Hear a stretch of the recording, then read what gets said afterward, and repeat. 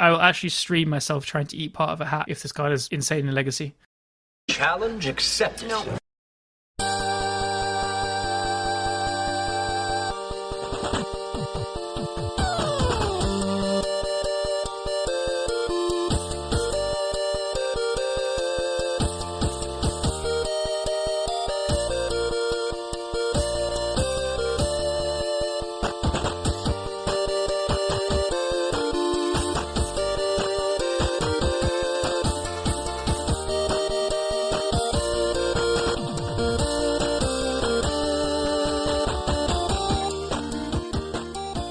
Hello and welcome to Everyday Eternal number 94, your favorite, most deceptively named bi-weekly Legacy podcast. I almost said this from memory. Callum, hey, how's it going, man? Yeah, good. It's Wednesday evening, ready to rock, talk about some new cards. Yeah, ready to go. How about you? How are you doing? Like on the last episode, you told us that you potentially had some issues with COVID, but I think fortunately that nothing really came of it, right? Yes. So the person I live with that had it, they're better pretty much. I didn't catch it. No one else in the house caught it. I'm back to work. Yay! Everything's carrying on. But it was a bit of relief. It was a bit of a scary patch because you never really know. But yeah. You know what I found disgusting? When that whole thing started out in Europe. First of all, it hit Italy pretty hard. So we had a thing in southern Germany where if you had been in an area where they have like a lot of cases, you have to self-quarantine for 14 days. So there actually were people who drove to like northern Italy and then back immediately again just to get basically 14 days off work. And I mean, that's the most disgusting thing ever. And I mean, it's almost a year ago, but I will never forget it because I've had some people tell me about it, that friends of theirs did it. And I don't know, man, this is one of those things where if they put it like into a movie, people would be like, yeah, dude, this is a little bit too crazy. Nobody like would go into this zombie infested area or whatever just to get a couple of days. I mean, this tells you how desperate people are for a little bit of free time on the other hand. True. To play like slightly devil's advocate, at that point in time, it was serious in Italy, but we still didn't really know much about it. I can't remember exactly the time frame you mean then. Maybe it was too deep into it, but they might have just been like, oh yeah, this is going to pass within a month. I might as well take advantage of it while I can. Yeah, fair. But maybe not. But overall, it's still in hindsight, it's horrible. Yeah, totally. Yeah, absolutely. But that's not what happened on your end. But you did, were you asked to like work from home, or could you really just like chill out a little bit and relax?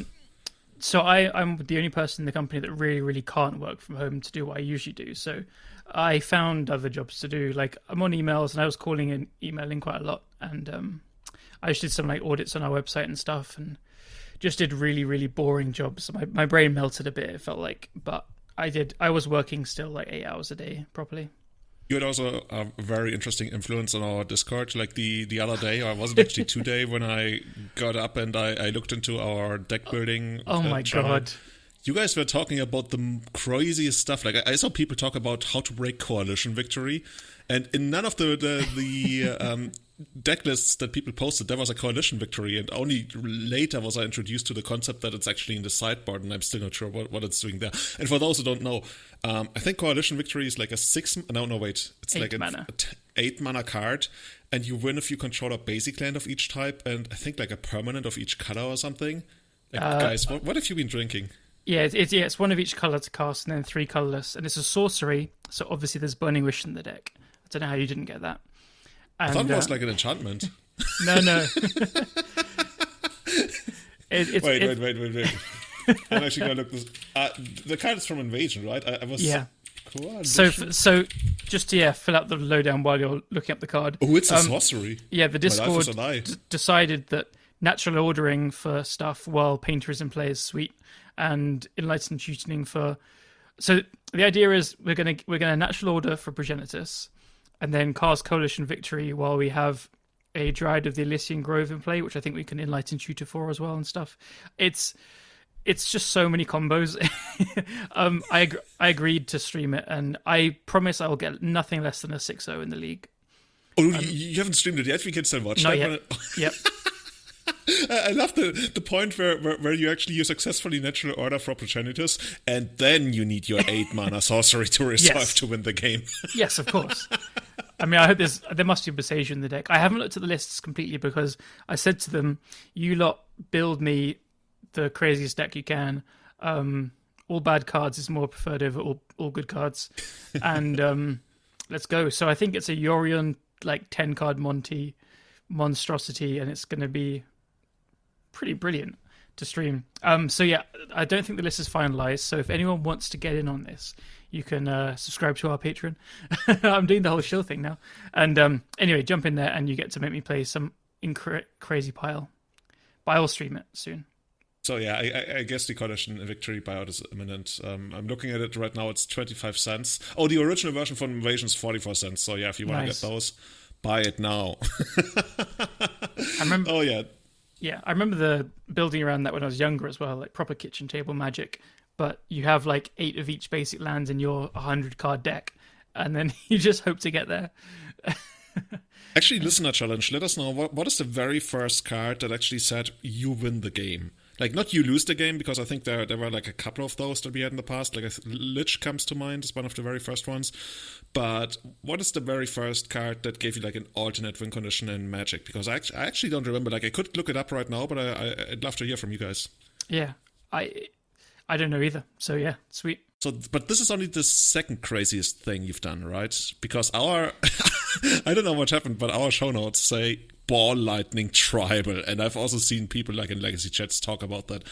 Dude, you should take a couple of days off work a couple more times, because there's some insane stuff coming off this. You know how I mentioned, working melted my brain a bit. So it melted into this congealed puddle, and for some reason I thought, in Legacy at the moment, there's so much life gain going on. There's food from Oko. There's the gain from Uro, that card. And why not play some Ball Lightnings? So with Modern Horizons 1, we got a third kind of Ball Lightning, which is Lightning Skelemental. And then we also have the original Ball Lightning, and we have Groundbreaker, which is Ball Lightning but color shifted to green. So now we have 12 Ball Lightnings available. And you know what's sick? You know what's better than 2 Ball Lightnings? Oh my god, I screwed it up. You know what's better than 1 Ball Lightning? 2. So wow, that was really smooth, wasn't it? So yeah, cast Collected Company and hit 2 Ball Lightnings. How cool is that? Oh god. So you pay like 4 mana instant speed. I mean, it's gotta be instant speed, right? Ball Lightning in the opponent's turn isn't that exciting. You can do it end of their turn, I think. I didn't even think of that though. I was just casting main phase because I want to go smash. So the deck was like almost all Rainbow Land mana base, so City of Brass, Gemstone Mines and stuff. We had some Birds of Paradise in there. We had what's it called, Berserks. So Berserking Ball Lightnings is pretty cool. Just because you need like extra trample and extra bigness. I found out the hard way that in the sideboard there was 3 Steely Resolve, and that's a 2 mana enchantment. When it comes to play, you name creature type, and all creatures that are chosen type have Shroud. So you can name elemental because all the Ball Lightnings are elementals. So I played against Snow, and it was insane. I was Ball Lightning them, and they were like gaining life with Oko, and they had an Uro going, and they were blocking with stuff here and there. But then I'm finally attacking in for the win. They're at 6 life exactly. They have an Ice Fang in play, and I have a Ball Lightning smashing in. I have 1 mana untapped and a Berserk. And I'm like, okay, sweet, I'm going to trample over for 5 extra damage. And Steely Resolve gives Shroud, not Hexproof. So I couldn't Berserk my Groundbreaker, and it was incredibly sad. No. It was so sad. So did you play it like in a proper league, or just like a couple of matches? Yeah, played in a proper league. So we ended 2-3, which is a lot better than you'd expect, but there's some caveats. So we beat... there are. I would have never guessed. No, of course. So we beat like Black Red Burn. Got crushed like by Eidolon game 1, but then had some pretty strong draws. Like the deck actually did some really good stuff. So also in the deck there was Faithless Looting and Unearth and a couple of Reanimates. Oh, dude, Unearth was insane. Unearth is sweet. Also, Thunderkin Awakener. This card is absolutely broken. Do you know what it does? I have no idea, but Awakener sounds like something, it gets back something from the graveyard or so. Yeah, so it's a 2 mana, 1 and a red for a 1/2 with haste. It's an elemental as well, so we played Cavern, so you can Cavern elemental and then cast all these creatures. And when it attacks, you return elemental with power less than or equal to this card's, to Thunderkin Awakener's power versus their toughness from the graveyard to play. So it's got 1 power, so you can return any of your ball lightnings from the graveyard to play and attacking. So it's a 2 mana 1/2 haste that when it attacks, you return a ball lightning from your graveyard. And then it doesn't exile at the end of the turn. You just sacrifice it, so you can just attack with the same ball lightning over and over again. This is like a strictly better version of Dreadhorde Arcanist, right? Yes, exactly. Exactly. Why would you ponder when you can ball lightning? I was talking about how Dreadhorde Arcanist, they should print one for creatures. Apparently they already did. Yeah. So that card was sick. I didn't have it in the original version, and someone very smart in the Facebook chat said play this card, and yeah, that was very, very smart. So round 1, game 1, I kept a hand of like, it was so cool. It was like a couple of Rainbow Lands and Faithless Looting, a couple of Ball Lightnings, and Unearth and the Thunderquinn Awakener. And before turn 1, they put in Lane Out of the Void. Match 1, game 1, and it was just such a killjoy. So we got crushed by curses round 1. Round 2, we come up against the Daddy, which is one of the best usernames on Magic Online. Anyone that plays Magic Online a lot in the Legacy Leagues will know the Daddy plays Dredge, and very well. So he's also a guy I know from England, and I've met him in real life, so I'm allowed to do this kind of trickery. But I did one of the best plays, I think, in Legacy, maybe ever. Wow. It was pretty good. So I played like turn 1 City of Brass, Birds of Paradise. No, sorry. I went Mana Confluence, Faithless Looting, and he typed something in the chat being like, oh my god, it's a Dredge Mirror. And I discarded Birds of Paradise Collected Company. And so he's like, what the fuck is going on? He does a Faithless Looting thing. Next turn, I just play another land and play a Birds of Paradise. And then on his turn, he dredges a billion cards and Cabal Therapies me. So at that point, I type in the chat that if he hits... let's make a deal. If he hits with the Cabal Therapy, I'll concede the match straight up. But if he misses, he has to concede the game.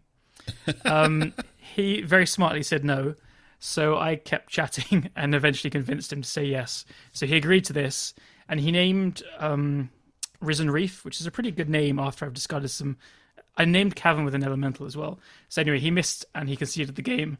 And then game 2, we ley lined him. So, so this is how you do it. So this was one of the wins. I don't know how often that kind of trick will work, but it was pretty fun. And then we actually went to game 3 against both Snow and Delver. They were honestly super close, like really, really close. Delver won because they had like 3 wastelands or something, and it just took it out of our sails. But I don't know, it was pretty cool. And there's some obvious things to be changed, so watch out for more Ball Lightning streams soon. Oh, this actually is exciting. It's on your Twitch still to be seen, right? Yes, yeah. The VOD should be on my Twitch. So, but it's gonna disappear after a while. You can technically like export it to YouTube or something. Maybe we can find a way, or maybe this needs to be preserved for the afterward. Yeah, actually, and to make people watch it, my puppy came in halfway through it and sat on my lap and gave me like a lick in the face. So, oh, that's almost like cheating. I know. So, what else do you want? I don't know. Anyway, I think I'll try it again a bit more, and yeah, maybe we can get some more puppies. Did you find a way to actually beat Plague Engineer? Because Plague Engineer on Elemental sounds like a nightmare. There's 4 bolts in the deck. So, but... easy. Yeah, because I figured Bolt is just... I mean, people play bullshit cards like Dreadhorde Arcanist and Delver of Secrets and stuff. So you kind of want it ready, and 6+6+6 is 18, and so you do need to finish people off after some Ball Lightnings. It's actually kind of cool in the way that you're never really going to lose a creature to Plague Engineer because your creatures are dead on their turn anyways most of the time. Exactly. Oh, I just remembered another really sad moment. Snow, after that sad thing where I couldn't Berserk because of the Shroud, I then got them to 1 life and I had a Birds of Paradise and a Berserk in my hand. And it's like, that doesn't work. Yeah. Why can't it just give birds like 1 power? Like, that's all I needed. I don't know. There's probably like a lot of crazy tech that could go into a deck like that. So at the very least, we're definitely going to link the deck in the show notes, and I'm going to link to your stream as well to the VOD. It's only going to be there usually for. I think are you affiliate? I don't know. Probably. Don't know. Yeah, nobody knows. But it's only going to be there for either 7 or 14 days. I don't remember. So if you want to check that out, check it out right away. I think my VODs have been staying around for like about a month, so I think I am affiliate probably then. Maybe you're actually partner, like you're like a big name on Twitch. Nobody knows you. You happen to sometimes stream under you're like XQC Shroud. You're like one person. You just like wear different, like you wear like a wig and put on like some makeup. Nobody has realized yet. Exactly. Well, Well, how about you? Anything interesting happened since the last episode? I had a pretty long call with my colleagues in Kenya today, and like you guys know, we've reopened the hotel, but of course there's still lots to do because we don't really get a lot of guests yet because of like this whole pandemic you might have heard about. But we've used the time to improve the hotel a lot. Like I've seen some of the first pictures and like jaw to the floor. Wow. I'm Nice. really excited for that. And my colleague today, they all want me to come to Kenya and basically like hang out there for a month. I've been there a couple times, and every time I've been there, it has given me so much for my work, just in the sense of that you know what you're talking about and you know what you're selling and stuff. And with the hotel in new condition, I really, really want to go, like hang out in Kenya for a month. But this is not the time right now. So I mean, once things get better and safer and everything, I'm definitely like not only considering it, I so want to do it. And I the would internet's totally gonna be go. good enough. Yeah, totally go. Sounds amazing. Yeah, maybe we can do some streams from Kenya. Yeah. Probably not, but yeah, at least a ton of video content for sure. So that's something I'm looking forward to sometime later this year. Excellent. I mean, I would love to go to Kenya. So let's get a Everyday Eternal goes to Kenya thing. Yeah, dude, it's just like a travel vlog. Yeah. What's the equivalent of every day to like all around the world eternal? Okay, I guess I'm not that good with names. Like I'm actually happy that the podcast was named before I basically took over production of the podcast, because this is one of the better names out there. Or we could do like every other week kind of Eternal. Every other week eternal. I love it. It really rolls off the tongue, you know. Hey, if you listen to the every other week, actually, like this yeah. Maybe we're gonna make like a second podcast where we just talk about Kenya and Ball Lighting Tribal. Does it like actually have a name? You gotta come up with like a proper name. I did. It's got a good name, Ballroom Blitz. Because it's got lightning balls and it's blitz. So I thought it was quite good. Yeah. Dude, awesome. Is there? I'm still thinking about like ways to abuse that. But yeah, but have you actually successfully used Berserk? Okay, I see. That's enough of an answer. well, actually, one got forced. If that counts. Okay. Yeah, that's good enough. Berserk I had 4. It can definitely go down to 2. Maybe none. It wasn't great. I'll be honest. And actually, I'll say I cast about 4 collected companies, maybe more, at least 4.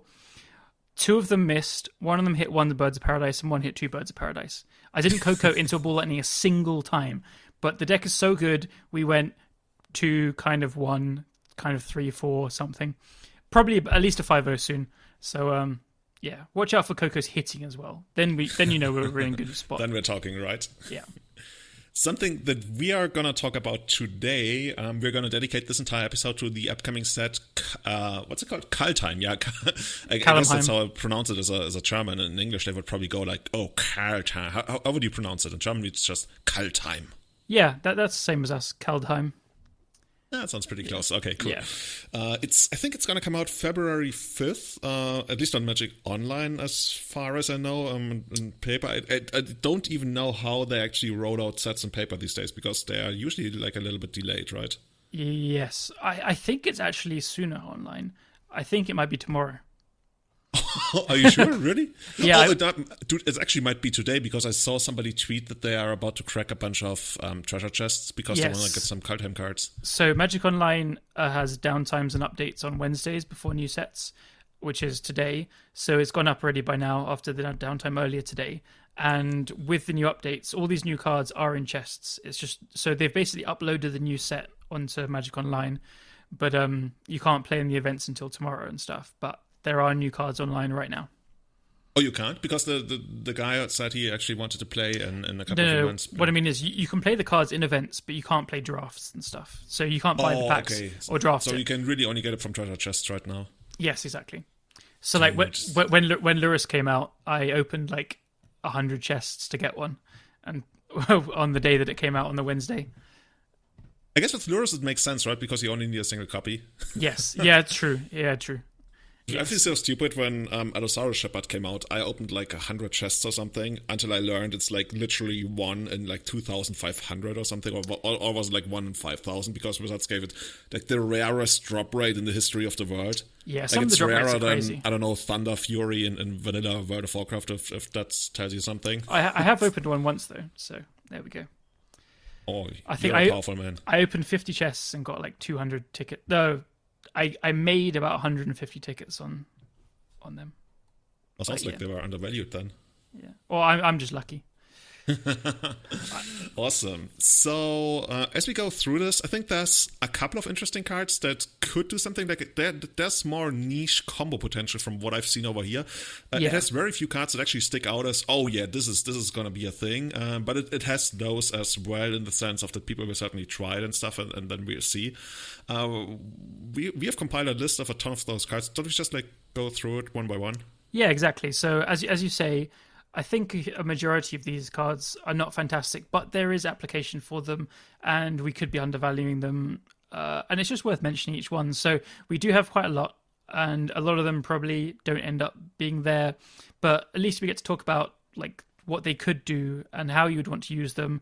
Like someone else could have like seen it and think, oh, I can see potential in this. At least there are some ideas to give out and stuff. So there is some cool stuff, and the set looks really sweet. Like going through Mythic Spoiler to get these stuff. I love the look of cards. I mean, I think most players' kind of expectations of Snow is kind of soured because of what Astrolabe and stuff did, but I absolutely adore the look of these cards and the mechanic. It's super cool. I'm excited to draft it, especially because the draft mechanics around having to draft Snowlands is really interesting. Yeah, I'm pretty excited to play this. Actually, that's something I actually learned from Twitter the other day. You can't randomly put Snowlands into your deck. You literally have to open them and pick them from your booster pack. It's a really interesting thing because I like what they've done. In this set, there's a lot of commons and some uncommons that have... You can cast it normally as like a 5-mana 4/4 or whatever, but then if you use Snow Mana to cast it, you get a reward for that. And so you get rewarded for drafting these Snowlands, and the step up in power level on these cards is worth taking Snowlands in the drafts. And there are some with like activated abilities that can only be activated with Snow Mana. And so... What's amazing, in Modern Horizons, it was an incredible draft format, actually, one of my favorites of all time. And you take the Snowlands very highly because the payoffs are worth it. And you would even play off-color Snowlands. But then to do that, you sometimes have to like play more lands. And it just leads to some really, really interesting deck building decisions, in Limited especially. So, yeah, I'm a big Snow fan. My favorite part on Twitter about that was that one person said, well, actually, I've always just been putting random Snowlands into my deck. and they were called out on it, and they were like, no, I've been doing this, and it's okay. It's like, yeah, you've just been cheating. No, yeah, I guess. Yeah, there's no two ways around it. That's it. Yeah, but that guy, he actually, he used his previous cheating as justification for continuing to do it. It's like I robbed a bank, so why shouldn't I rob a bank again? It's my right. Wait, yeah. You don't rob banks again? You never rob a bank twice. Everybody knows that. Oh, I've been doing it wrong. Dude, you have a lot to learn. Maybe we can have some burglary or robbing guide primer in our Discord someday. Every day robbing primer in our Discord has actually robbed a bank ever. It's probably not. Let's find out after this. I don't think they'll tell us. You know. Yeah.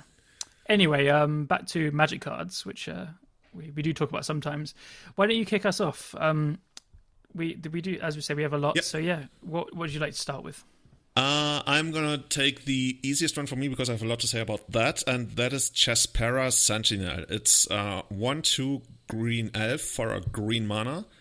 And here's the thing, it has reach, and it says tap an untapped creature you control, add 1 mana of any color. So it's kind of like Birchlaw Rangers, but it has summoning sickness, but it can also tap non-elf creatures. So, there's trade-offs between all these things. This can tap together with Wirewood Symbiote, but you can only really do it once because you have to tap the Chespera Sentinel itself as well. And that is so close to the card I've been saying for more like almost 8 years that I've wanted in elves, that some people have been telling me, dude, maybe there's somebody at WotC listening, because in the past, whenever I asked for cards for elves, they actually somewhat got printed, and call me a conspiracy theorist, but I don't want to go too deep into this, but I once received a message from somebody, and maybe I've talked about this, and they told me that they know somebody who works at Wizards who likes Legacy and Legacy elves and stuff, and they have influence over what gets printed, and they asked me what elves needs in Legacy. And back then so you're to blame for Allosaurus Shepherd? Was that your wish list? No, that's even more gross than anything I would have ever suggested. But when I gave them info, like make it like 1 or 2 years, almost to the point where I forget about it, that card kinda gets printed, usually like in a slightly worse version, because apparently I've been asking for too much. And this has happened like 2 or 3 times now, to the point where I'm like, dude, I'm really not sure. I really don't buy this, and I haven't responded to them in like quite a long while. But I mean, I've been pretty vocal about saying that we need an elves that has reach, like 1 mana reach, and I've been saying, okay, just print a 0/1 defender even, but defender wouldn't be too great with Kratov. But basically a Llanowar elves that has reach, which is I think not off, like for the power level that we've seen in Legacy, a Llanowar elves that has reach is not too crazy. Obviously it would be like a strict upgrade over Llanowar elves. Yeah. But yeah, they printed this, which is a 1/2, but also like the mana ability is worse than Llanowar elves, and I think overall it's also worse than Birchal Rangers, because a big deal of Birchal Rangers is that it enables glimpse chains, and this one doesn't really, because you can only use it once. But this is so close, man. This is really close. I also feel like the summoning sickness kind of just knocks it too far. Oh, that's true, yeah. Why don't you explain what reach is important for in elves? Oh yeah, reach is important because you hit anything that flies. This is just like that's the hard hitting thing we come for. Yeah, there's 2 things. The one thing is Marut Large, because when you play against these dark depth decks, it feels like you're goldfishing. There's some interaction going on, but overall it really feels like you're goldfishing. And if you had like an elf, even without Viable Symbiote, but with Viable Symbiote it gets absolutely crazy. But even without Viable Symbiote, you can just like fork Marut Large for a turn, and then usually swing back for the win. And if you have Viable Symbiote, then they gotta deal with the Viable Symbiote as well. Otherwise, you're gonna fuck them forever because it doesn't have trample. I guess the Sechiri step still gets you, but I mean that's at least one extra piece of the puzzle for them. And the other thing is, we can block Grizzlebrand and bounce it with Viable Symbiote, and they don't gain life of the Grizzlebrand. So that's a pretty big thing. And I guess the third thing is we can block Delver or Fog Delver or whatever. Like we have some way to touch the Delver, which like I'm thinking about this, like elves are on the ground, they're trying to reach up to the Delver, and the other was like 3 damage. I think all those points are actually like really legit though. Whenever I was playing elves, I felt like it was slightly unfavored because you both goldfish about the same speed, but if they get their combo on the table, you need to remember how much damage that Marit Lage token soaks up as well. They're going to block your Craterhoof, which is like a good chunk of your damage getting through. So it's very hard to actually attack through the Marit Lage for lethal unless you're on the play and have a good start. So like you say, fogging a Marit Lage token is probably going to be the difference between winning and losing. And yeah, the Grizzlebrand thing, pretty legit as well if you have the Wirewood. And Delver, like you do die to that Delver and then just like having just enough interaction to get over, because if you're not taking damage from Delver, Elves is almost always going to pull ahead with the card advantage engines and stuff. So if you're just able to have the Sentinel and keep Wirewood symbioting it and stuff and just gaining this like 3 life return, then yeah, you're going to win races. So I agree. The card is so close. Yeah. Do you think you would ever play it like in the sideboard, or is that just too narrow? I guess you could play Run Afoul at that point. That's the one that kills like a flying creature? Yeah, like one green instant, target opponent sacrifices the creature with flying. Or sacrifices a creature, yeah. I think I actually like this one almost better because it does make mana, I guess. Elf and does stuff. And you can green sun for it, actually. Yeah, but I think I would probably like if I played something like that, I would probably play Moment's Peace because it fogs twice and it can't even be discarded.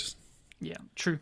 And it also works in the mirror. Like Moment's Peace is one of those cards I've had on my F sideboard every once in a while, and I haven't been able to use it yet because I haven't had the matchups like that, but I think it's actually surprisingly close. And for those who've been playing for 10 years, they remember that 3 Moment's Peace main deck used to be a thing in Legacy. There was a funny little deck called the Truffle Shuffle.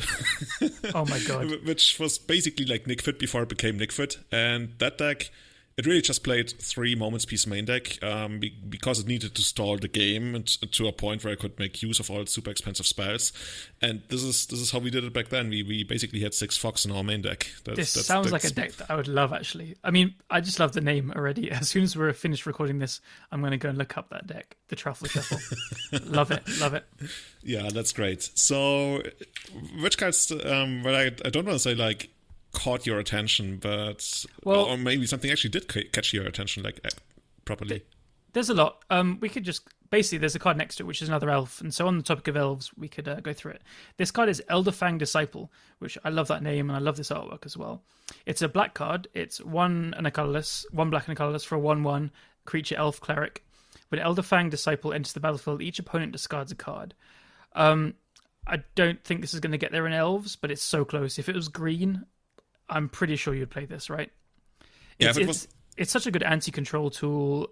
Like, it's a slow anti-combo tool, but I don't know. It's just a very good value card for when you can bounce it with Wildwood Symbiote. But just not being able to green some Zenith for it is the nail, I think. Yeah, that's a big thing, right? Elves is so tight. I can't really imagine like playing 4 copies of this. And as a dedicated anti-combo thing at 2 mana, it's just too slow, especially since the opponent gets to decide which card to discard. If it was green, it would just like be so sweet because it's kind of like a hate bear, but not really against combo. But it's something on top of what you already have, and you'd have easy access to it. And it would double against control decks. It would be like surprisingly hard hitting against control decks if you can do that. Like, imagine you get him twice and basically every turn. You run out of those cards pretty quickly, and we're living in a world where those decks there are using a lot of their cards from their hand, as opposed to like when it was Miracles, when you went like, I don't know, Terminus and Treat the Angels, whatever. I filled out all my stuff on top with top. Of course, Uro is the one thing where you're like, oh, they discarded Uro. Oh, hey. That's true. Yeah. It's a card that's yeah. You know, maybe I'm just gonna ignore that it's not green and just put 2. Okay, I'm gonna eat my words. I'm not gonna put 2 in the sideboard. I'm gonna just put 4 in the sideboard to annoy a bunch of people and to maybe get them to not play control decks. But I mean, that's probably not good enough. No, but you're right. They'll just discard Uro and then the cards to escape Uro, and you'll get annoyed. So yeah, I think it's worth mentioning that this kind of card, I think if it was green, that's the real kicker, because you could just play 1 in the main deck and green sun for it in the right matchups.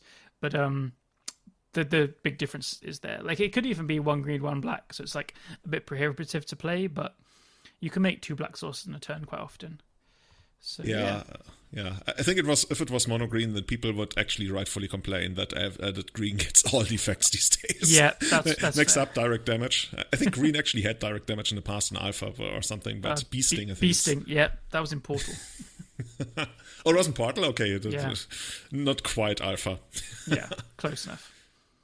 In speaking of cards in hand, a card that caught my attention, especially because of the artwork, is Doomscar. Doomscar is a sorcery for 3 colorless and 2 white. Destroy all creatures. Very clean, like no strings attached. Destroy all creatures. And here's the interesting part. So you think, okay, 5 mana Wrath of God. Not even Wrath of God, because hey, you can regenerate. What is the most playable regenerator in Legacy these days? Thrun. Yeah.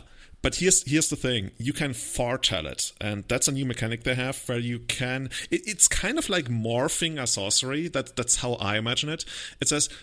During your turn, you may pay 2 colorless and exile this card from your hand face down. Cast it on a later turn for its foretell cost. So the foretell cost for this one is 1 colorless and 2 white, so altogether you're looking at 5, but it's spread out over 2 turns because you can't do it on the same turn. So you end up paying the same, but we know that, like in Magic, it's usually better if you pay like a small amount now and then another amount on the next turn, as opposed to like the big 5 mana thing, because that's usually like much harder to make work. And this is, I hope it doesn't catch on, because I mean, whenever I criticize Miracles and all that kind of stuff, one big thing for me has always been that there used to be so many ways to interact and play around and have like a proper interactive game with regards to wraths from the I guess aggro quote unquote mid-range side. And one of those ways was discard, and I've always hated about Miracles that discard didn't do that for you anymore. And this is kind of another way to do it. It's I like that they didn't make Fortile playable like as an instant speed, because I could imagine Wizards doing something like that. So it's not like, oh, your turn, 3 mana, Wrath of God, GG. But I don't think this is horrible. I really don't think this is horrible. I'm not sure whether control decks are actually looking for this kind of effect right now, because Destroy All Creatures isn't like the greatest thing in the, like it has been a greater effect in previous metagames, but that right was now exactly what I was about to say. I don't think Wraths are really that good in Legacy. For their mana cost and like how easy they get just dazed or flusterstormed or something, they're just more of a liability than playing more spot removal in my experience. There are some like metagames or creatures that make you have to play sweepers, like Young Pyromancer or Trium Nemesis spring to mind. But I don't know, as we were just talking about Elves is insane at playing against Wraths. You often need something like Pyroclasm or Electricity or something to really get them, something cheaper. So it's nice that it plays perfectly on curve. It is a 3 mana Wrath because you can do it turn 2 and then go into it turn 3. And like that's the kind of thing that does like quote unquote play nice with the free counter magic blue offers with Force of Will and Force of Negation, because you can afford to pay this 2 mana into 3 mana. So yeah, it's not bad actually. I've talked after what you've just said and me chatting now about the curve of 2 into 3. I could see it being tried a bit. I think it'll eventually just like when Wraths get good, people are very good at playing around Wraths. There's so many cheap Planeswalkers and resilient creatures and stuff. I think the effect is just easier to play around than ever, really. Yeah. Something I also like about it is that like proper control decks, they usually don't do that much with their mana early on, other than casting Ponder. And I guess the only other thing that people sometimes do is like cast Counterspell, but that's barely, like, at least right now it's not a thing at all anymore, but maybe it's going to become a thing again. So it allows you to use your mana for something and then always have the thing sitting there, right? Nobody can interact with it. Nobody can put it away from exile. I guess there's ways to do it, but yeah, we don't do those in Legacy. And I think Rift Sweeper or something that would do that. Yeah. But it's kind of, like from a control perspective, it's kind of nice to know you have that thing there. It's never going to be touched by the aggro mid-range deck. It's, I guess, Gadokteak, but yeah, it's interesting how we think, or at least I think about in these categories, but then I realized that Gadokteak is just like horrible right now to the point where we don't even play it. And like combo decks don't care about it, they just Doomsday. Control decks don't care about it, they just Oko. Teague has not been like good in Legacy in well over a year now. Tell us something that could be good in Legacy. Something that could be good in Legacy. All right, let's go down, and I think Bind the Monster is one that kind of got a bit of talk. So it's 1 blue for an enchantment aura. It's enchant creature. When Bind the Monster enters the battlefield, tap enchanted creature. It deals damage to you equal to its power. Enchanted creature doesn't untap during its control's untap step. So this is some pretty efficient removal in blue. It's not going to do the same job that stuff like Swords of Plowshares obviously does, but there's a host of creatures it doesn't really get, so it doesn't like stop Thalia, because I mean the body is not the main relevant part of that card. It's awkward against Marit Lage because it's a sorcery speed thing, but it does kind of deal with Delver, Dreadful Arcanist, and Uro, and stuff like Knight of the Drakery if people are still playing that. It's an option. It's not going to be better than Bolt of Swords, as we said, but it pitches to Forces, which is kind of a meme, but actually a legit thing to play a card that's removal is so polarizing. Like in the matchups you want removal, you just want removal, like all the removal. If you're playing against control, you don't want this. So it's a perfect card to pitch to Forces against combo as well. So being blue is a huge upside, and it's just 1 mana. I mean, there's also been like some mono blue Delver decks that are going around, and blue-green, as we know, is a very powerful color combination. The reason it's never really done very well in like a Delver shell is because the removal's been lacking. You have Oko, but you're still making 3/3s. So I think this just opens up some more options. You could see more blue-green or mono blue. Yeah, what do you think? Yeah, like you mentioned, I think the biggest thing is that it doesn't turn off the effect, the static abilities of creatures like Thalia, or even like this against Griselbrand is a little bit embarrassing, I guess. Even though we actually don't see a lot of Griselbrands these days. I agree. I've actually lost my fair share of games to Mono Blue Deva last year, I was always surprised that usually the deck is like, it looks like a meme, and then eventually they get True Name Nemesis down, and then they get you over a couple of turns, or even like Phyrexian Dreadnought, which apparently is a thing in those decks. Yeah.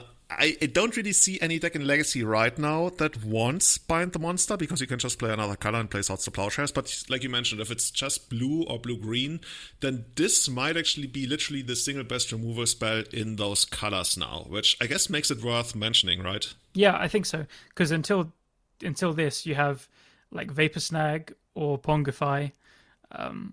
Not very exciting options. So yeah, I think there's a chance we see it. Not in huge numbers, obviously. It's not like a premier card, but yeah, options are there. Okay, let me move on. Let me go to some card that I'm not sure what it's going to do for Legacy, but I know that it has some applications, and that's Tibalt's Trickery. It's this is instant, one colorless and a red. Okay, this is quite complicated. I'm just going to read it out. Counter target spell. Okay, that's easy. Actually, it needs to counter something? Oh, yeah, okay. I already made it more confusing than I wanted it to be. Counter target spell. Choose 1, 2, or 3 at random. Its controller mills that many cards, then exiles cards from the top of the library until they exile a non-land card with a different name than that spell. They may cast a card without paying its mana cost. Then they put the exile cards on the bottom of their library in any order. Okay, so this is basically polymorph kinda but for a spell, right? So the idea is you counter something, and I guess the mill part is just so that it's harder to set it up with like Brainstormer or anything that manipulates the top card of your deck. Let me just rant about that very quickly, and then we can talk about what the card does. So the choose 1, 2, or 3 at random, and then you exile them, and then you put them on the bottom of your library at the end. This is a really inelegant way of not making you shuffle your library, because they're trying to cut down on things that shuffle your library. That's fantastic. I mean, the game would be better without fetch lands, and we could go on about hours for that. But less shuffle effects is good. People get annoyed with too much shuffling. And yeah, you exile stuff to stop something like Brainstorm setting the thing up. But on a card like this, I just think it's so... Like, you have to choose a random number, so you're going to roll a dice. A lot of people aren't going to have dice on them. Or you can like ask your opponent to sort something out. Like, how do you do this? Do you have random cards that choose it? Choose your number 1, 2, or 3 at random is already a bit of an annoying thing to do, and you probably can shuffle your deck faster than that.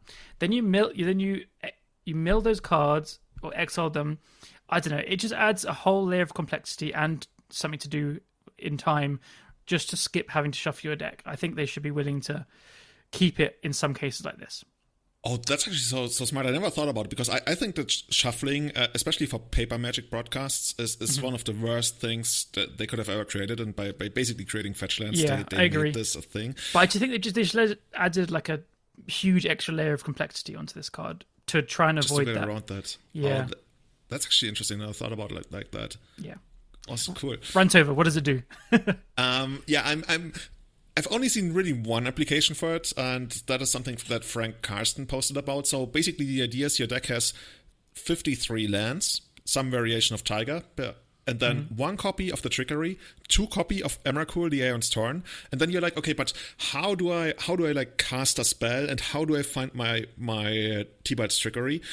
Because you still need to counter something that you play, right? And if you do that, like, how is that going to work? And the thing that at least I saw Frank Carson propose, but I guess somebody else actually came up with it, but he ran the numbers on it, is that you play 4 Violent Outburst, which is the green, basically colorless green and red cascade spell. The effect is like your creatures get +1/+0, whatever.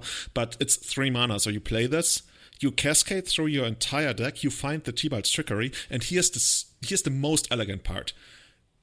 You cast a Trickery, and because the way Cascade works, the Violent Outburst is still going to be on the bottom of the stack. So Tibalt's Trickery actually finds something to counter. It counters the Violent Outburst. Then you mill yourself for 3 or whatever. And then you find Emrakul, and you get to cast Emrakul, because it's the only other thing in the deck that has a different name from Violent Outburst. And he calculated that if you construct the deck like this, 1 Trickery, 4 Violent Outburst, 2 Emrakul, 53 Tiger variations, you have an 88% chance of hitting Emrakul on the 3rd turn, which I think is still legacy playable. It's it's gonna be bad against, actually, can't spells isn't really gonna be. Yeah, that of course. You can't put any other spells in your deck. Yeah, but I mean, your sideboard is 15 some lands. cheesy whatever all index and legacy before, so this is. I'm pretty sure I'll stream this at least. I'll play it in modern as well. It's really fun. It's probably not going to be very good, but it's a really cool idea, and I love these kind of. It's a thought experiment deck, right? It's just a way to kind of push what Garfield intended with the game to have a fun answer. So yeah, it's actually it is legit powerful, and you can mulligan super low to that first violent outburst that you need. It does just lose to one piece of counter magic because they counter the trickery, and then you have nothing left in your deck. Well, actually, you have Emeralds and loads of lands, so not out yet. And then when they're at 16 life, you cast your violent outburst and make Emerald 16 power. But the thing is, you can't even use procedure to do it because you're casting trickery for free off the cascade. Yes, and you can't use anything else like ley lines or whatever because those get countered as well. Yeah, this is I think the only way that we can use this in a dedicated strategy, because otherwise, if you use it as a red counter spell, that's just horrible, right? So I don't see there's any way to make this work. Yeah, I'm even thinking even Mindbreak Trap destroys the deck because you can't ever not cast 3 spells because the Emerald is the 3rd spell. So it's got a pretty easy counter to it that any deck can do. I will just add a little bit that Frank Carson did a recount, and he actually worked out that 3 Emrakul was slightly better than 2. Oh really? Just I can't remember the numbers, but it improved something because you less chance of drawing it, so you can go off and stuff. Oh, dude, it's over here. It's right above. I found a bug in my code. Turns out that with 3 Emrakul and 52 lands, it's actually as high as 91.5%. Nice. How does the number of Emrakuls actually influence this? I guess you don't wanna. I think he's calculating in the times where he draws them or exiles them with the random number of cards. No, but those cards get milled, so they get put back into, and then you have to shuffle again. Oh my god, yeah, Emerald's making you shuffle anyway. So yeah, I guess it's just taken into account when you draw them. That seems like a high jump. But I mean, if you run 52 lands, there's a good chance that you're going to have 3 lands on the 3rd turn. I would hope so. I'm awaiting the memes where people say, I'm so unlucky I played 54 lands and I still didn't get my 3rd land drop. Oh, yeah.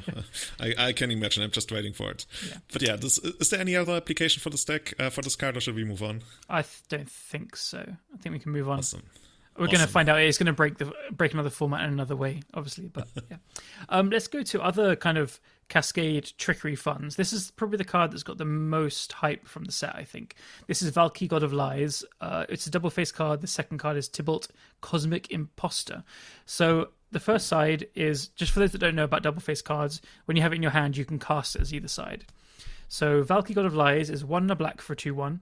It's a legendary creature god. When Valky enters the battlefield, each opponent reveals their hand. Each opponent exile creature card they revealed this way until Valky leaves the battlefield. Then it's got an activated ability of X. Choose a creature card exile with Valky with converted mana cost X. Valky becomes a copy of that card. So the front side quickly has some pretty cool applications. It's playable. It's a 2-mana 2/1. You kind of snag a creature from their hand, and it's pretty sweet against Uro because of the way you just play it turn 2, snag Uro from their hand, and then turn 3 you pay 3 mana and make it into an Uro. So I'm pretty on board with that, or a Dredge of Darkness maybe, or whatever. But the real key here is Cascade spells. So you don't need to play something like the one we just mentioned. I forgot the name already. Violent Outburst. Violent Outburst. But now you can play Shardless Agent is the best one available to Legacy, because the way Cascade works is when you cast a card with Cascade, you reveal cards from the top of your library that has mana cost less than the Cascade spell's mana cost. So it sees Valky, God of Lies, and then you exile that card, and then you can cast it without paying its mana cost. So it sees Valky, God of Lies being 2 mana, says, hey, that's a card I can cast. You then exile Valky, and then you're able to cast that card, which also includes the second side, which is Tybalt, Cosmic Imposter, which is a 7-mana Planeswalker. So basically, if you cascade into this with Shardless Agent, you are able to cast the Planeswalker side. It's 5 colorless, a black and a red for a legendary Planeswalker Tybalt. It comes to play with 5 loyalty counters, As Tybalt enters the battlefield, you get an emblem with you may play cards exiled with Tybalt, and you may spend mana as though it were a mana of any colour to cast those spells. So it's this like classic kind of red effect of taking cards and not drawing cards, but kind of close to it. It's got a +2 to exile the top card of each player's library. So that's where your emblem comes in. You can cast cards from your library or theirs. -3, exile target artifact or creature, so pretty powerful. And then -8 is exile all cards from all graveyards and add 3 red mana. Can we just call this the least powerful ultimate ability on any Planeswalker ever? Yeah, that is. I actually hadn't read it until I'm going through it now. I just assumed it was like exile all creatures and all cards from it. That is terrible. What on earth? I mean, it works with the emblem, but that actually makes sense. Yeah. All right. We're very smart, very clever. Yep. You know what I like? They give you the emblem because usually in the past cards like this, you would say they would just have a static ability, right? You may cast cards exiled with this Planeswalker, but once you lost control of the Planeswalker, you couldn't do it anymore. But now they make sure even if you lose your Planeswalker, you are still allowed to cast stuff from the exile, I think, which is a big thing. This is one of those effects that they're gonna hang around forever, and that makes also the ultimate ability a lot more attractive. Yeah, absolutely. The other abilities are not super powerful. I could just be underestimating the +2. So you're kind of drawing 2. You get to play something from your opponent's deck and something from yours, and then going straight up to 7 loyalty. The thing that I question is I hate to say this, but when you cast a Shardless Asia and you cascade into Tybalt, is that better than Oko? Oh god, that's going to be a meme legacy for a while. Yeah. I think it's actually going to be better than Oko, yeah. But not by a lot. Not by a lot. That's how I feel as well. You are still ticking up to 7 loyalty, which is 1 more than Oko. On the 7 mana Planeswalker, yeah. You can -3 to remove a creature, or you can +1 Oko, kind of. So yeah, it's pretty close. But I like the fact that Valky, the front side, is actually quite playable as well. It's not great, but it does something. So yeah, it's certainly playable, especially the Uro interaction, right? I love that so much. Yeah, totally. So I think we'll definitely see people try and play this with Shardless. It does put you into bug colors /red, because you probably want to have at least 1 red mana producer to cast Tybalt later, and then the front side of Valky is black and Shardless Agent is blue and green. So I think it's pretty restrictive on 4-color kind of Shardless Shell, but yeah, it's cool. I think we'll see it. By the way, one more thing I want to mention that came up in our Discord was when people were asking, what if I copy a Delver with this? So you play your Valky on turn 2, you exile a Delver of Secrets from the hands, and then on your next upkeep, you reveal an instant sorcery, and actually kind of flips, but does it really flip into Tybalt?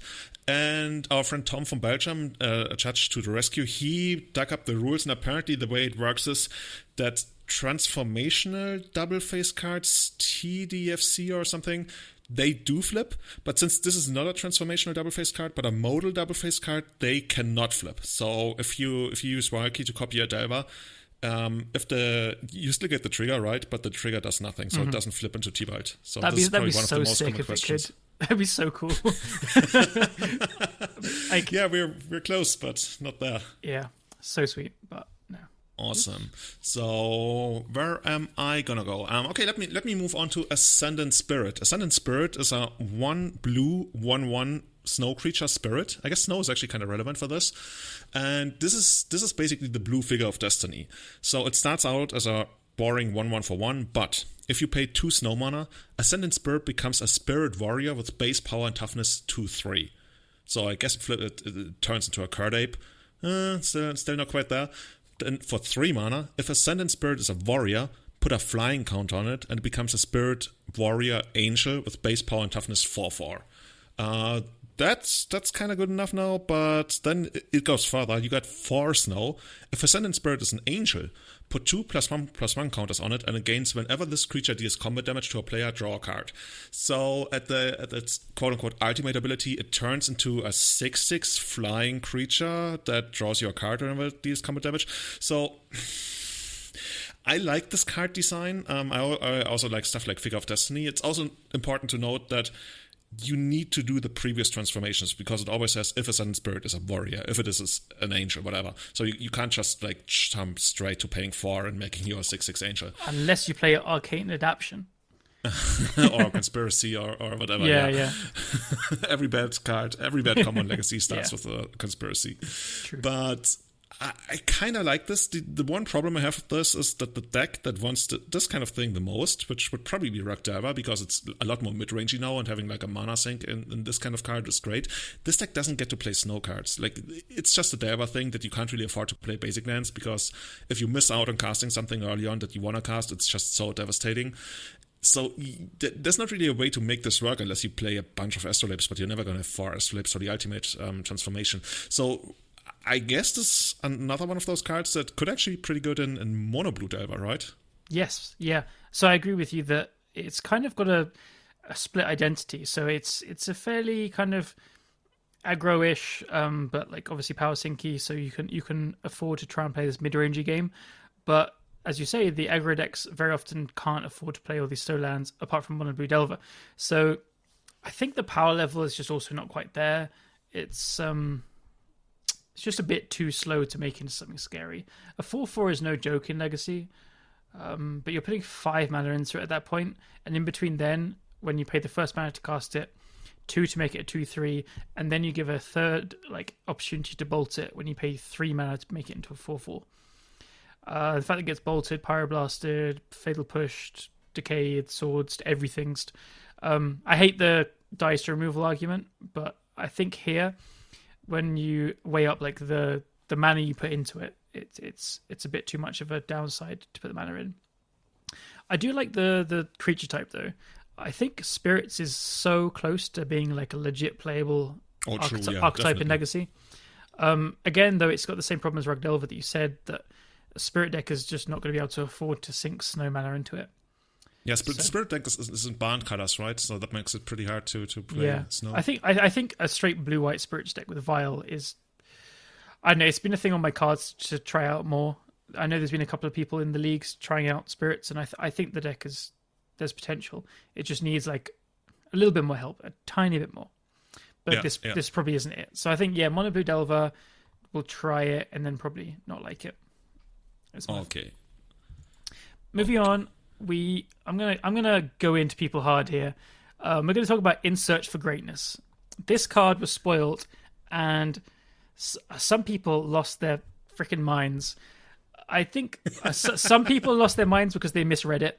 I'm not targeting you, I promise. But even after like it being explained what it actually does, a certain Facebook group that starts with L and ends with Eving a Legacy. Nothing against the podcast, love you guys. But the group was discussing this card, and they were like, "It's a free Black Lotus every turn, blah blah." And I saw a lot of comments, but I didn't see that one. It's just so basically, it's a 2 mana enchantment. It costs 2 green mana, and at the beginning of your upkeep, you may cast a permanent spell from your hand with converted mana cost equal to 1 plus the highest converted mana cost among other permanents you control without paying its mana cost. If you don't, scry 1. Cool. So let me just run down some of the things that are wrong. So the first things first, people just didn't read the other permanents you control. And that's fine. If you don't include that, then it does let you cast a 3 mana spell on your turn 3 after you untap with this, which I don't even think is very good itself, honestly. So there's a few things that keep it from that. One is, it does say other, so you have to have something else. So if you play a 1-drop, like an Astrolabe maybe, into In Search for Greatness, then in your third turn, you get to cast a 2 mana card. That is not good, obviously. It's also it's limiting to just 1 higher, so you can't. It's not or less, so you can't have a Oko in play, and then you can't cast a 3-drop or a 2-drop or a 1-drop. It has to be a 4-drop you cast off that, and it says the highest converted mana cost among permanents. So if you have something even higher, you're just restricted to like never using it. If you don't, you scry 1. The card is trash. That's my little rant. Yeah, actually, you make a good point, right? If you ever cast some of your higher end, which in Legacy is usually like 3 or 4, then you're literally never going to use this one again, unless they like remove the card. I guess then there's a chance. But I agree with everything you said, right? Yeah. It's also in your upkeep, so it's just so limiting for a non-powerful effect. Yeah, and I think one of the things that often lead to misevaluating card, and who knows, maybe we are misevaluating, and like 2 months from now, everybody's going to shout for a ban on this one. I will actually stream myself trying to eat part of a hat if this card is insane in Legacy. Whoa, okay. The bet is on. Yeah.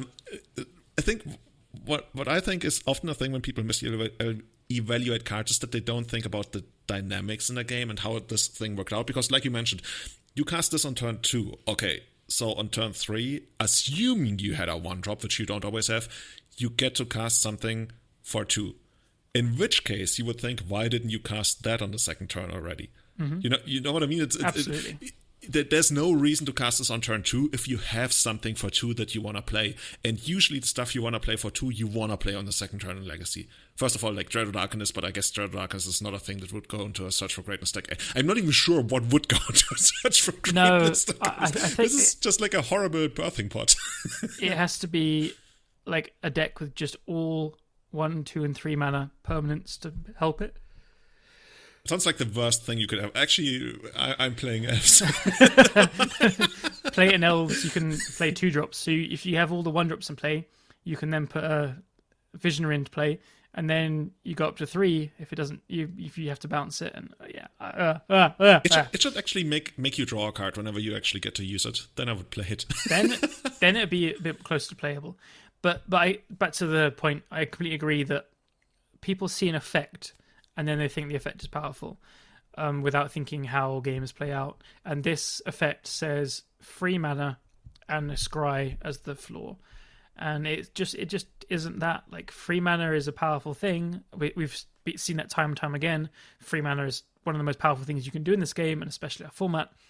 But not at this cost, and not at this restriction. Not at this anything, basically. Yeah, so, totally agree. Cool. Oh, okay. Yeah, I'm actually going to happily delete it from our show notes right now. I don't know which one of us did it, but we really wanted to delete this one, apparently. Moving on there, I'm going to go with Bloodsky. Is it actually Bloodsky? Oh, it's called Bloodsky Berserker. Bloodsky. It had like a Russian vibe from me going, Bloodsky Berserker. The flavor text is who's next, so I think you're next.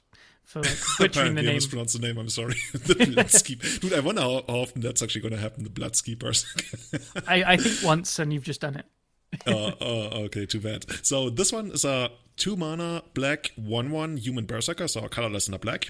And whenever you cast your second spell each turn, put 2 +1/+1 counters on Bloodsky Berserker. Fuck it. Alright, twice, not just once. On Bloodsky Berserker, it gains menace until end of turn, which means it can't be blocked except by 2 or more creatures, which basically never really happens in Legacy, I guess. So this, when I first saw it, I was like, and I'm still like, but I think there's potential. Once again, I'm not sure which kind of deck that would really go into. I think the effect that you get to put 2 of those counters on it is quite powerful, especially with the menace. So obviously you'd play it in a very aggressive deck, which you probably want to play this in some kind of black-red aggro burn kind of deck. Like, the only other option would be to play it like in a cantrip heavy deck, but I don't really see a cantrip deck really wanting that, especially, that's not something I'm seeing happen. But in a black-red aggressive deck, there's a world, right? You go burn, and then you hit them. It's not exciting, but it could be a thing, especially since red already has like a black starts having a bunch of like playable aggressive creatures. Mm-hmm. That deck, it kind of exists. It's called Black Death, which is such a sweet name. Just like, it plays like Monastery Swift Spear, and I think it's an old deck. Yeah, I'm glad you can correct me. But I used to play Dark Ritual into things and stuff. But yeah, I could see that actually.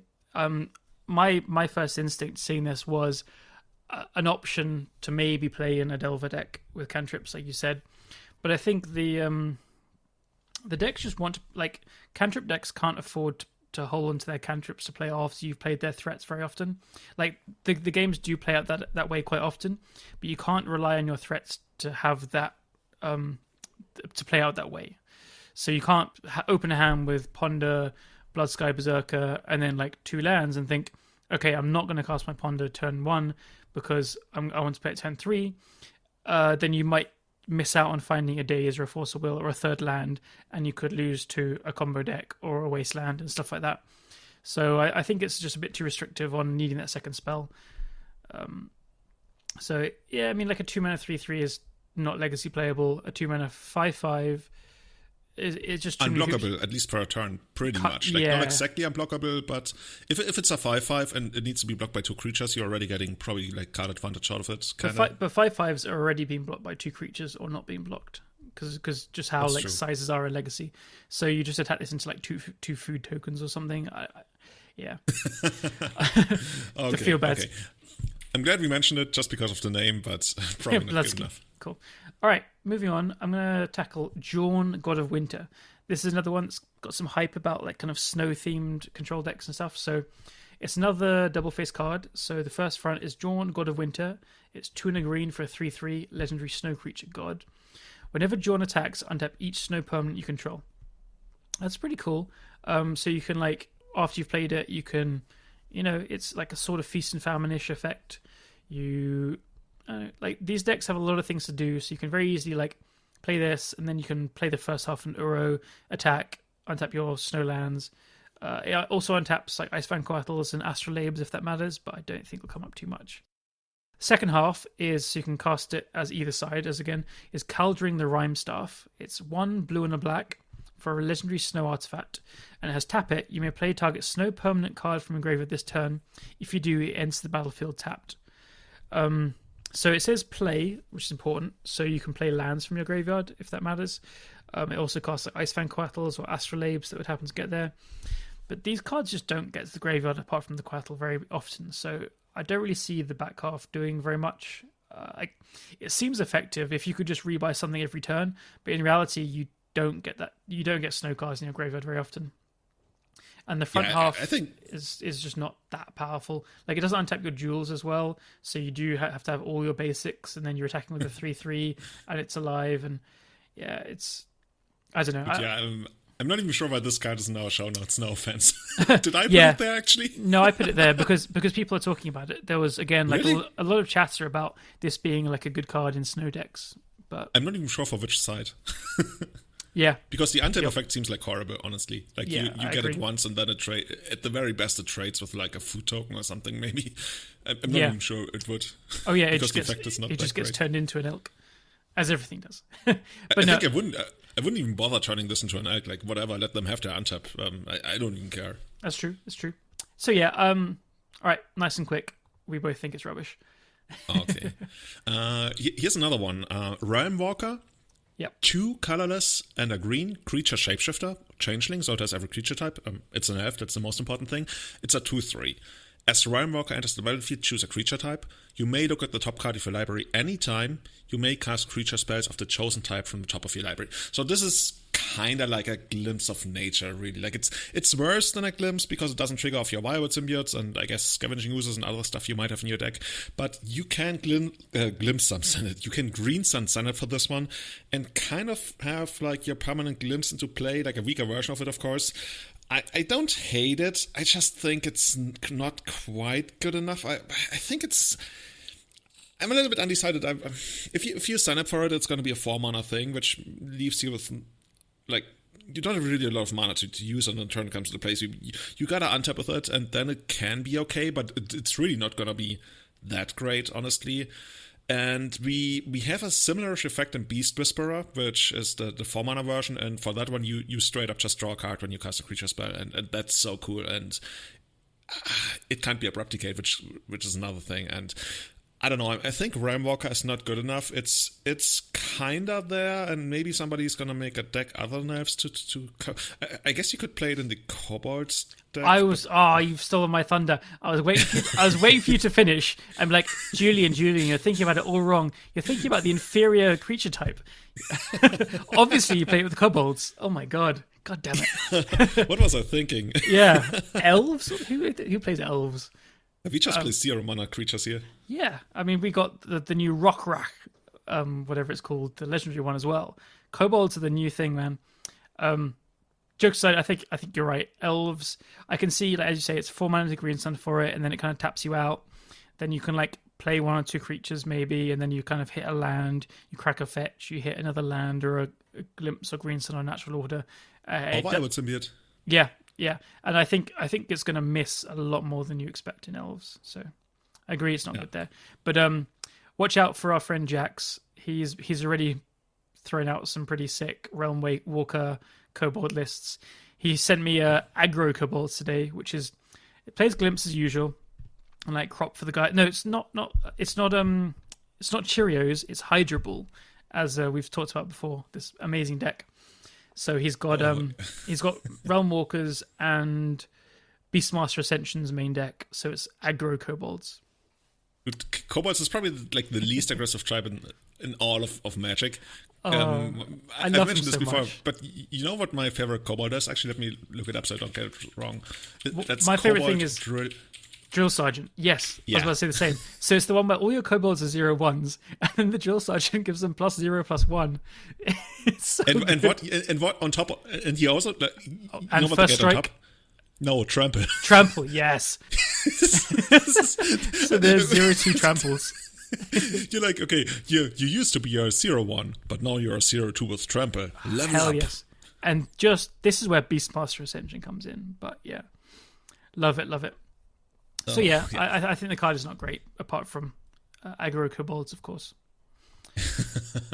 All right, Okay. Let's go on to another one, which again, like we said at the beginning of the show, I think there's a lot of cards which is worth a mention just as an idea, but not great.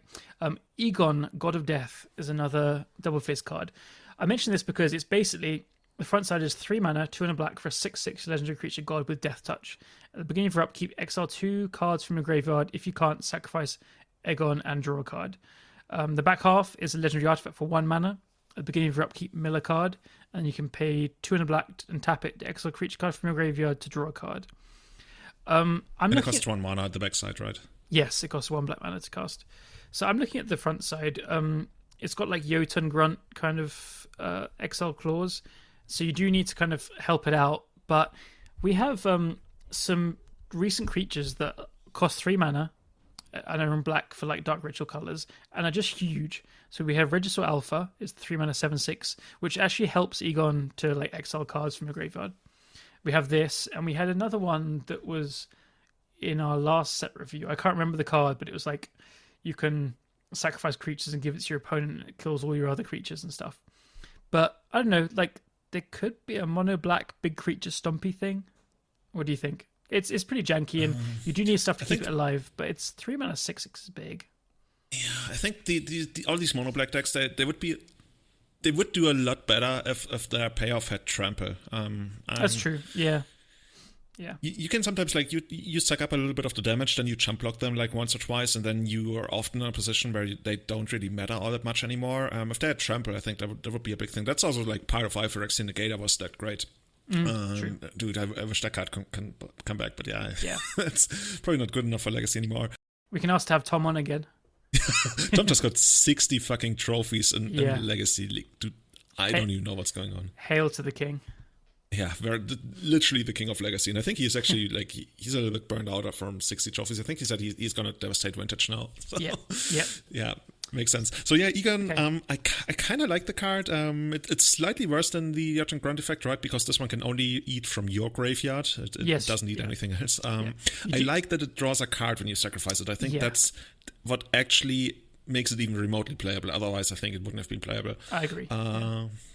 So it's a cool thing. It does. I think it just opens up some kind of like probably tier 4, to be generous, kind of big black creatures aggro dark ritual thing. Tier 3. I'm calling it tier 3. Very, very kind of you. Very kind. I mean, there's lots of bad stuff in tier 3 these days. It's true. Cool. So I'm gonna pick our next card, Raven Form. That's a sorcery for 2 colorless and a blue. Exile target artifact or creature. Its controller creates a 1/1 blue bird creature token with flying. And it also has the Foretell ability, so you can pay 2 colorless to exile it, and on one of the following turns you can pay 1 blue to get this effect where you exile an artifact or a creature and they get a blue bird creature token with flying. So blue never really had these kind of effects, at least not on this scale of versatility. Somehow this is like the Mono Blue Diver podcast now, but this is like one of those decks that's actually getting helped out by this, because right now in Legacy you're free to play most of any colors that you really want, so you can usually opt for more efficient stuff like this. But in that kind of deck, this could actually be a thing, because you don't care that much about the blue bird creature tokens flying. It can block your Deva or whatever like once, but that's okay.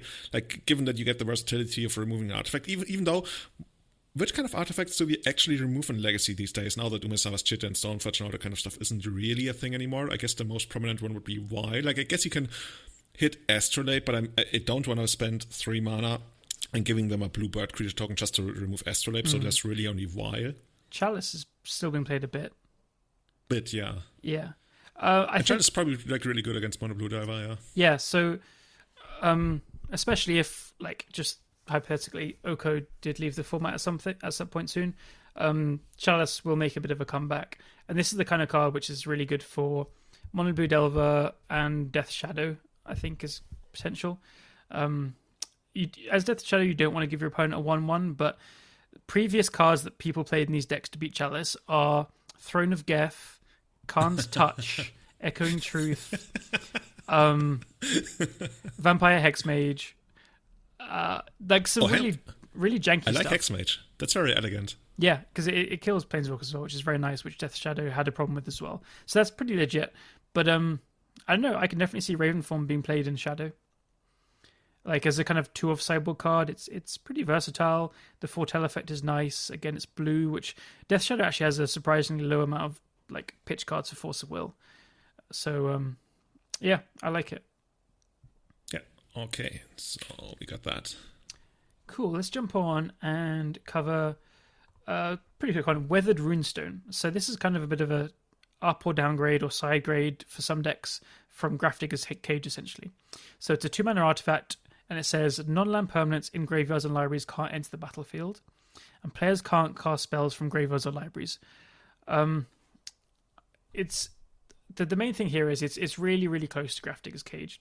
There's like a little bit of a change where permanent cards in graveyards or libraries can't enter the battlefield, and Grafdigger's Cage is creature cards, I believe. I just couldn't think of much that changes this. Directors is one of them. And there's probably a few other niche things, but I don't think anything is super playable worthy pointing out. But being 2 mana versus 1 mana is big for Chalice decks and like Soul Land decks. So I think this is the kind of card which, I don't know if it'll replace it in like Khan's sideboards, but it's the kind of card that may replace those kind of effects or see play when you couldn't play Grafdigger's Cage already. Yeah. Nothing else to say. It's probably like the next best thing. I've been in that position where I've played decks like that, and I wanted some kind of graveyard hate. Usually, that's what it mostly comes down to. Yeah. And felt like playing Cage is really, really awkward in those decks. And yeah, there was never anything, because you can't play Relic either or Cage. And then Tormod's Crypt being a one-shot like just often wasn't enough. You wanted something harder. So this does feel actually a bit of a hole in those decks. Yeah. And it also doubles against Elves, which is like one of the most played decks right now. So, as opposed to like, Relic and that kind of stuff. Yeah, so true. yeah, it's certainly a card to have in your radar when you're building that kind of deck. Yeah. Moving on, we have another card that has sharks on them, so that's probably going to be amazing. Like the last couple of shark themed cards I love sharks. have been really good in Legacy. You love sharks. I certainly know. It's called Mystic Reflection. It's an instant, 1 colorless and a blue. Choose target non-legendary creature. The next time 1 or more creatures or planeswalkers enter the battlefield this turn, they enter as copies of the chosen creature. And it has Foretell 1 blue, so you can exile it for 2, and then later on cast it for 1 blue. It's a little bit complicated, but it's cheap enough to consider for Legacy, right? I'm still undecided on how this is actually going to work out and how we're going to use this. Do you have any good ideas how we can actually abuse the Mystic Reflection? Yeah.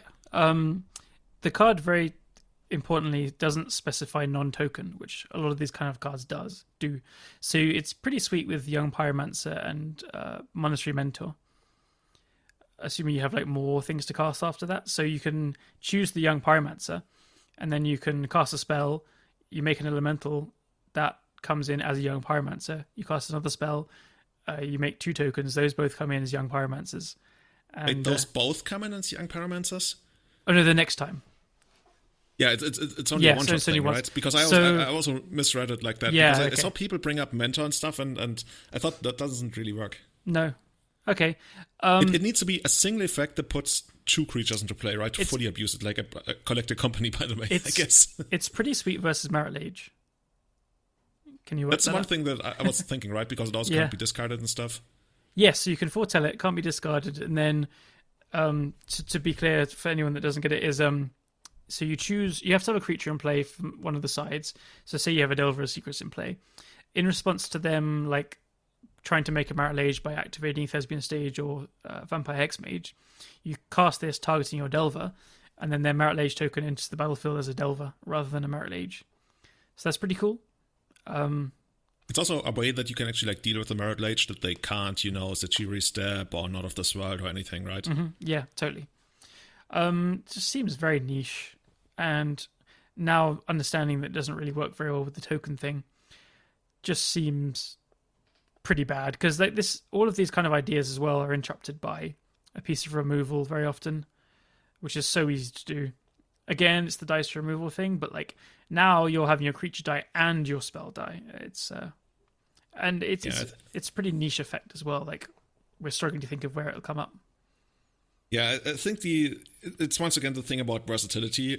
You also get to kind of counter their Planeswalker. When you turn their incoming Planeswalker into one of your bad creatures. So the more I think about it, the more I actually want this, in a proper collected. Maybe you planted that thought in my head earlier in this podcast, but a proper collected company deck with Noble Hierarchs, Birds of Paradise. So if your opponent plays something good, you just turn into a bird. And I guess you gotta shoot this one out before you actually cast the company. And then if your company whiffs, then you basically wasted it. Yeah, this is just too many moving pieces already. Yeah. Legacy doesn't like a lot of moving pieces. Exactly. It can do some cool things. The tricks are sweet, and the tricks will probably win the games where it's good. But I think they just don't come up enough. Awesome. Yeah. So, what else do we have? What do you think is even close to seeing play? I've got a weird one. This was completely not on my radar. It's called Dream Devourer. And I saw someone in the Leaving Legacy group mention it in Painter, which took me a bit of a head scratch to work it out. And I thought it was actually really cool. So, it's 1 in a black for a 0/3 Demon Cleric. Each non-land card in your hand without Foretell has Foretell. So, essentially anything in your hand you can cast for 2 mana. Until actually I should finish reading the card. Its Foretell cost is equal to its mana cost reduced by 2. So you can put any card in your hand face down for 2 mana, and then you can turn it up for its mana cost -2. So, and then it also says whenever you foretell a card, Dream Devourer gets +2/+0 until the end of turn. But it's not really the main reason. People were suggesting the idea of it being a way to kind of slow roll and get out of bottlenecks of mana for combo decks. So essentially, and get away from discard as well. So you could foretell a Painter Servant, you could foretell a Grindstone, and these kind of cards, opponent has to respect and leave up mana for at all times. And then when you can have multiple cards foretold there and stuff, then you can play a Grindstone, play a Painter Servant, play another Painter Servant, having Grindstone up, and these are all for 0 mana after you foretold them. So then you activate Grindstone, and they have very little chance to interact. I think it's too many moving pieces. It could also be a cool kind of way to try in a Storm deck of some kind as well. But the same idea. I think in the end it's going to be a thing that either people ignore, its effect isn't very powerful. But the idea was cool, and I didn't want to just not mention it or throw it away. There could be something better to do as well, because storing up mana is quite a powerful ability, I think. Do you see any use for it? I mean, I'm seeing what you're saying. I just think that's not worth putting out 2 mana, 0/3, basically do nothing into your deck. Yeah, you're probably right. I just thought it was a cool idea. It was not on my radar, and I think a big thing for Painter also is the Painter usually plays with some soul lands and zombie lands, and then they have red. And now we're also putting black into the mix. I mean, there's been 2 color Painter versions before, and they made it work. But they also ended up being less reliant on the soul lands. The Caleb Jobatek, the blue-red Painter that he played for a while, 10 years ago. yeah, exactly. But yeah, so, quick, I guess it's worth mentioning, but I can see some kind of combo coming out of this, but probably not in a Stumpy deck. Yeah, I agree. Okay, for my next card, I'm actually going to cheat because that's something that I almost wanted to cut, but then you enlightened me, and that's going to be Open the Omen Path. It's an instant for 2 colorless and a red. Basically, you can do one of 2 things. But one thing that's never going to come up is creatures you control get +0. No, sorry, I'm going to fuck it up. So this card actually lets you do one of 2 things. Let's cover the one that's never going to happen first. Does creatures you control get +0/+1 until end of turn? Do we actually have like a proper established Magic terms for that kind of effect? I think there should be a name it's for the violent outburst effect, I guess. Is it really? There must be. No, I don't know. Anyway, yeah. If you know what we should call it, creatures you control get +1/+0. There should be a name for it. Anyway, so the reason why we're talking about this card is add 2 mana of any color and 2 mana of any other color. Spend this mana only to cast creature and enchantment spells. So basically, this is a ritual from 3 mana to 4 mana, and you think, that's me, right? But then Callum actually enlightened me why this card could actually see play in Legacy. So Callum, hit us. Yeah, so it's awkward in some ways, but the filtering is important for lots of combo decks. So you can add 2 colorless and then like 2 black mana. You can cast a Balustrade Spy. Unfortunately, you can't like cast and activate an Undercity Informer. But there's a possibility that you play some kind of red-based rituals in Oops All Spells.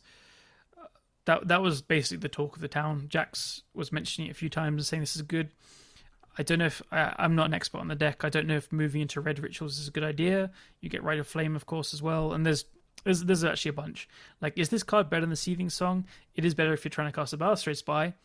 Or like an Allurin, I guess. But...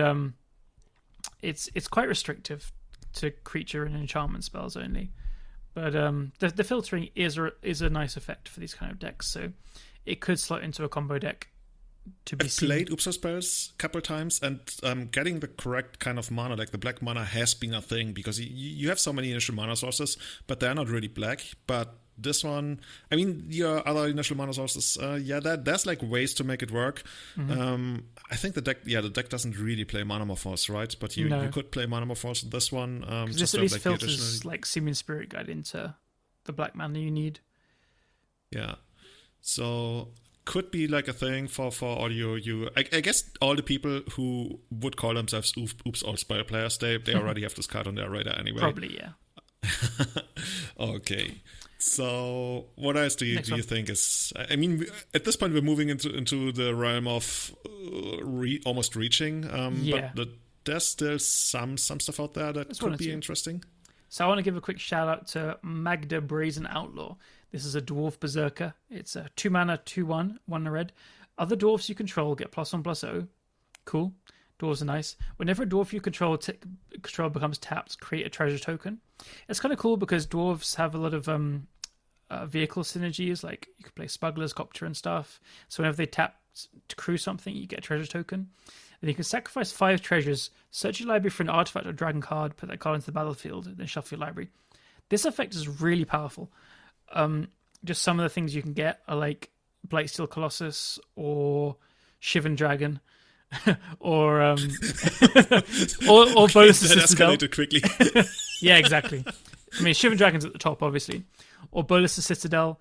Bolus the Citadel might not go in a deck with dwarves and treasure token making cards, but you could just throw a Blightsteel into your dwarves deck. Have you ever thought about that? I've never thought about my dwarf stack in the first place, so I didn't come to that second conclusion. Well, shame on you. Shame on you. I think it's a really cool janky card. I think people have tried to make kind of dwarf decks work, and obviously not the best decks, but I think it's cool. Nice. Are there any kind of dwarf effects that are like, like Birch Rangers or Heritage Druids where you can just like tap a bunch of random dwarfs that don't really have tap abilities? Because like when you attack with them, they're probably gonna die. But when you can just like randomly tap them for other effects, that's like almost a thing. Like we probably need like a bunch more dwarfs, like 20 or something. I mean, there is a dwarven recruiter. Maybe we can find a combo with this. Oh, is that like Goblin Recruiter and you get to stack your deck? Yeah.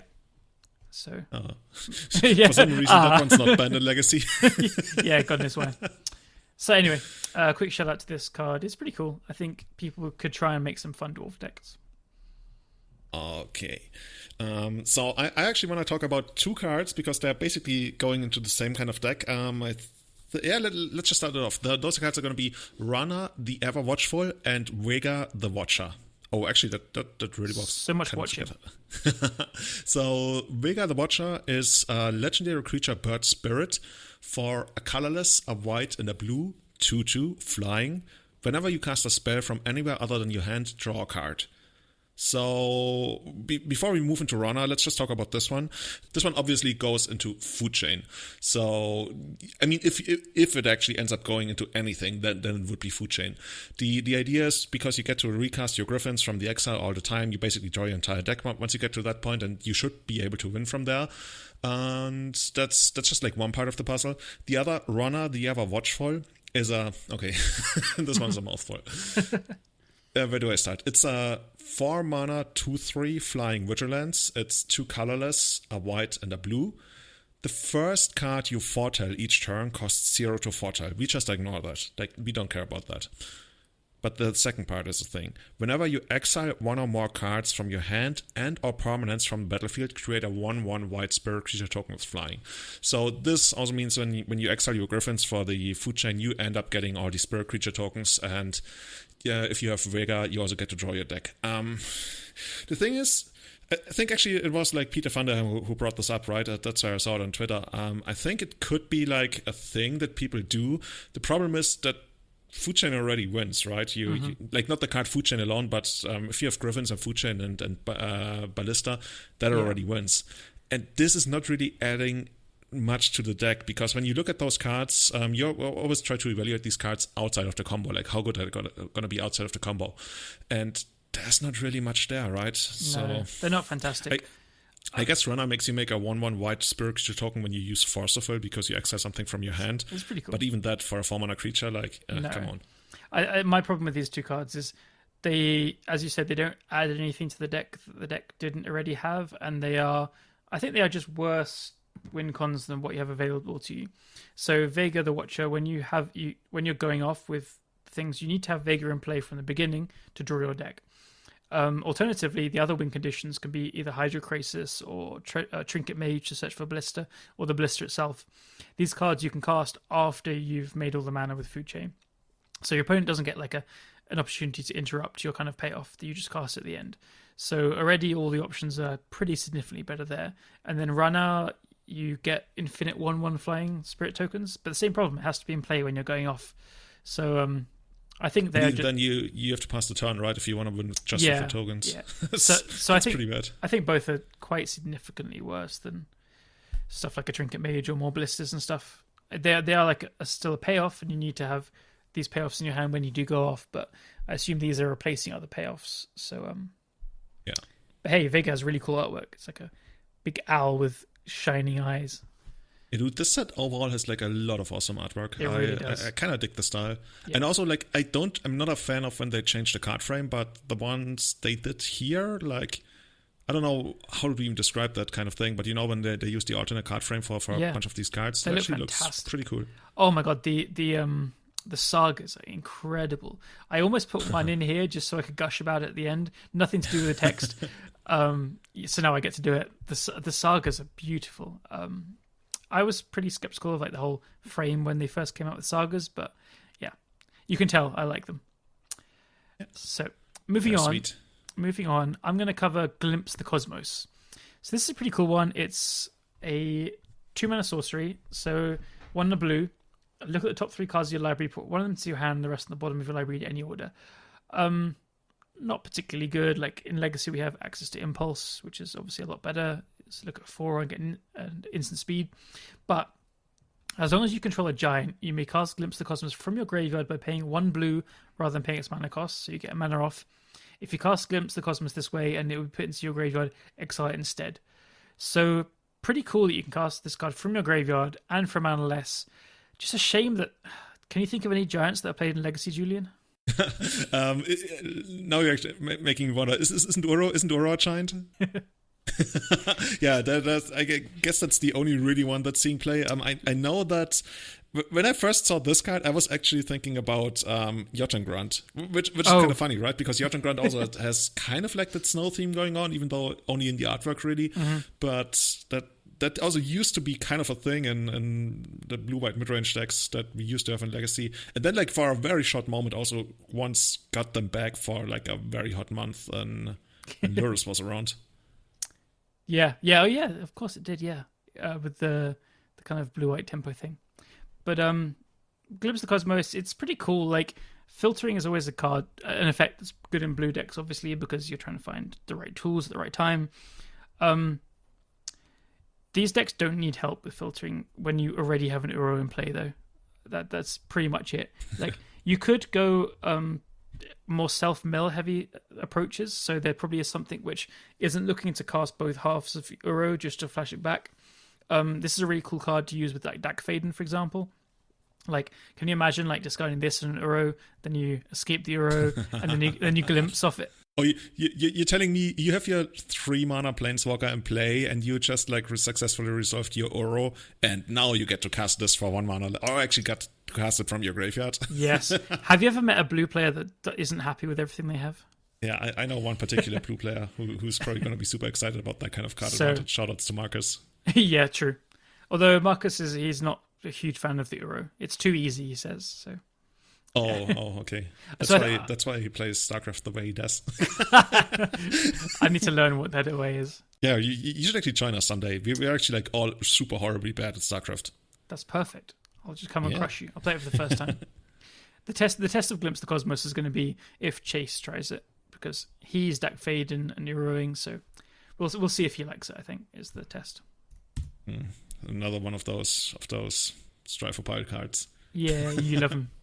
Okay, so here's a card that I think could have been incredibly good in Legacy up until we got, I guess we need a word for like the fire power surge that happened, because I think Cosima, God of the Voyage, had a lot of potential and still kind of has, let's say it like this. I think a lot of people expect bans to happen in Legacy at some point this year.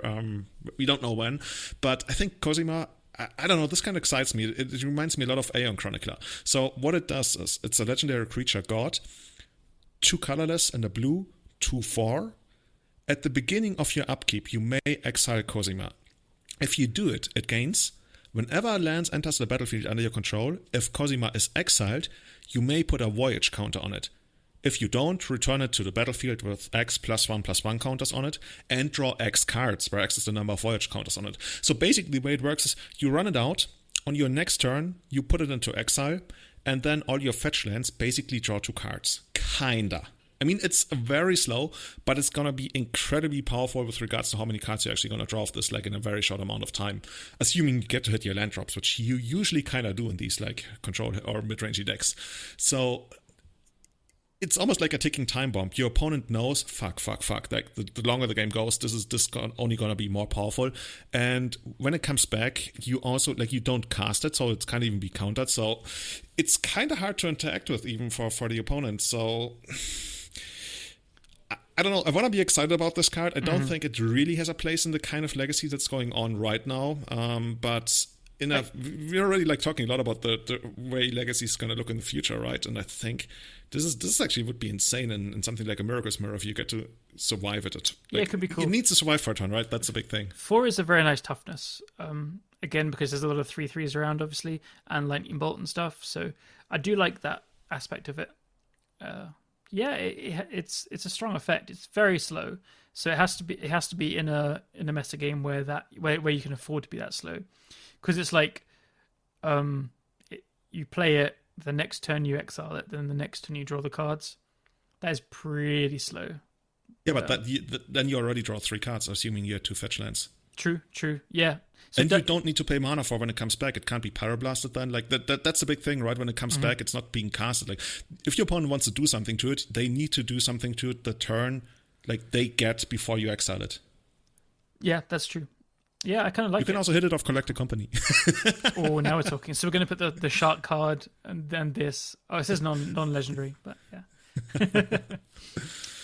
It just reminds me so much of Aeon Chronicler, which used to be a thing in Standard back when I played Standard, and Aeon Chronicler was insane. Aeon Chronicler was basically a card that you suspended, and you got to choose like for how much you suspended it, and every time a suspend counter came off it, you drew a card. So it was kind of like this, like a passive draw engine. With Aeon Chronicler, you got them like one by one. With Cosima, you get the one-time big payout. Yeah. This card does have another effect. Do you want to... Yeah, it has like a backside, like with a ship and dolphins, which like there's no dolphins in these waters. Like, oh my god, make any sense at all. Maybe they're dead, and that's like the frozen corpses. Well, there's probably a story behind it. The ship, the Omen Keel, has on the sails it has like a picture of a dolphin. So it's like, and on the front side on this version, it has him Cosima next to a dolphin, god of the voyage. So he must be friends with dolphins. That's why. I like that we don't even talk about what the ship actually does, because like whatever. Okay, the ship is not bad actually. It's a 2-mana legendary artifact vehicle. It's a 3/3 when it's crewed. It has crew 1, so it's pretty small, so it's quite nice. Whenever a vehicle you control deals combat damage to a player, that player exiles that many cards from top of their library. You may play lands from among those cards for as long as they remain exiled. So not cards, but lands. It's pretty cool flavor-wise. Like, so this is a voyaging ship, and it's finding new lands. I really like that. Not a great and every card. other turn it loses its captain, and it's got to find a new captain. I guess the creature doesn't die. Yeah. I gotta say that I love the way they've designed. Like, they've got more legendary creatures into this set, but they've got around the problem of drawing too many of the same legend by having both sides. It's very cool, clever. Yeah, it's something Mark Rosewater has actually been vocal about for, I think, 5 or 6 years now, that he thinks legends are, like, the legend mechanic is one of the worst things to ever be created in Magic. And to the point where I remember a point in time where he talked about getting rid of the concept of a legend in Magic entirely. Which, of course, in Legacy, people were like, oh my god, 4 Tabernacle in a land stack, what the fuck? But they're probably never going to do that, just because I think they've found, like you mentioned, good ways to make the legends work. And I think the concept of a legend is still, like, pretty flavorful. Yeah, I agree. I mean, I would love it, there's a lot of different ways to change things. But I agree. I like legendary creature types. I think it does add a special feeling to them and stuff. Or some people said you could make legends more powerful, but you can only have one in your deck, which I think deck building flavor wise is way cooler, but you'd have to make these cards so strong, and then they'd like be super swingy and stuff. So I wouldn't hate it. I wouldn't even say you need to make it super strong. It's kind of like you decrease the number of copies you can, like, we have this arbitrary number of 4, like, of any card we can really have, other than like a couple of exceptions. And when Richard Garfield was actually asked about why he chose 4, he just said because it's like a nice number, it sounded good. I know that in other card games, for example Netrunner, it's 3, and I think the fewer you have, the more varied, but also of course the more swingy gameplay can be, especially if like there's huge differences in power level. Something I've always enjoyed when I played Dual Commander was that the games were so different because everything was different. And yeah, I would love to see this game with 3 rather than 4. It's obviously super deep and there's a lot of problems and things it fixes, but I think it would make it a lot more varied and cool, but you still have the same consistency to kind of build around and stuff. But it's probably a pretty deep subject with a lot of other problems I'm not thinking of as well. Problem I'm wondering about is how this affects sales, and you know, because when you know you need 4 of a mythic, it's much harder to get, I think, than like, is it really harder to get than 4 different ones? Like, but the other ones might not even be mythic, but if there's like 1 powerful mythic and you need to get 4 of that, that's so much harder than to get, you know, like 1 mythic and then like 2 rares and an uncommon that you might play in that spot. It's true. I guess they just have to make more powerful mythics.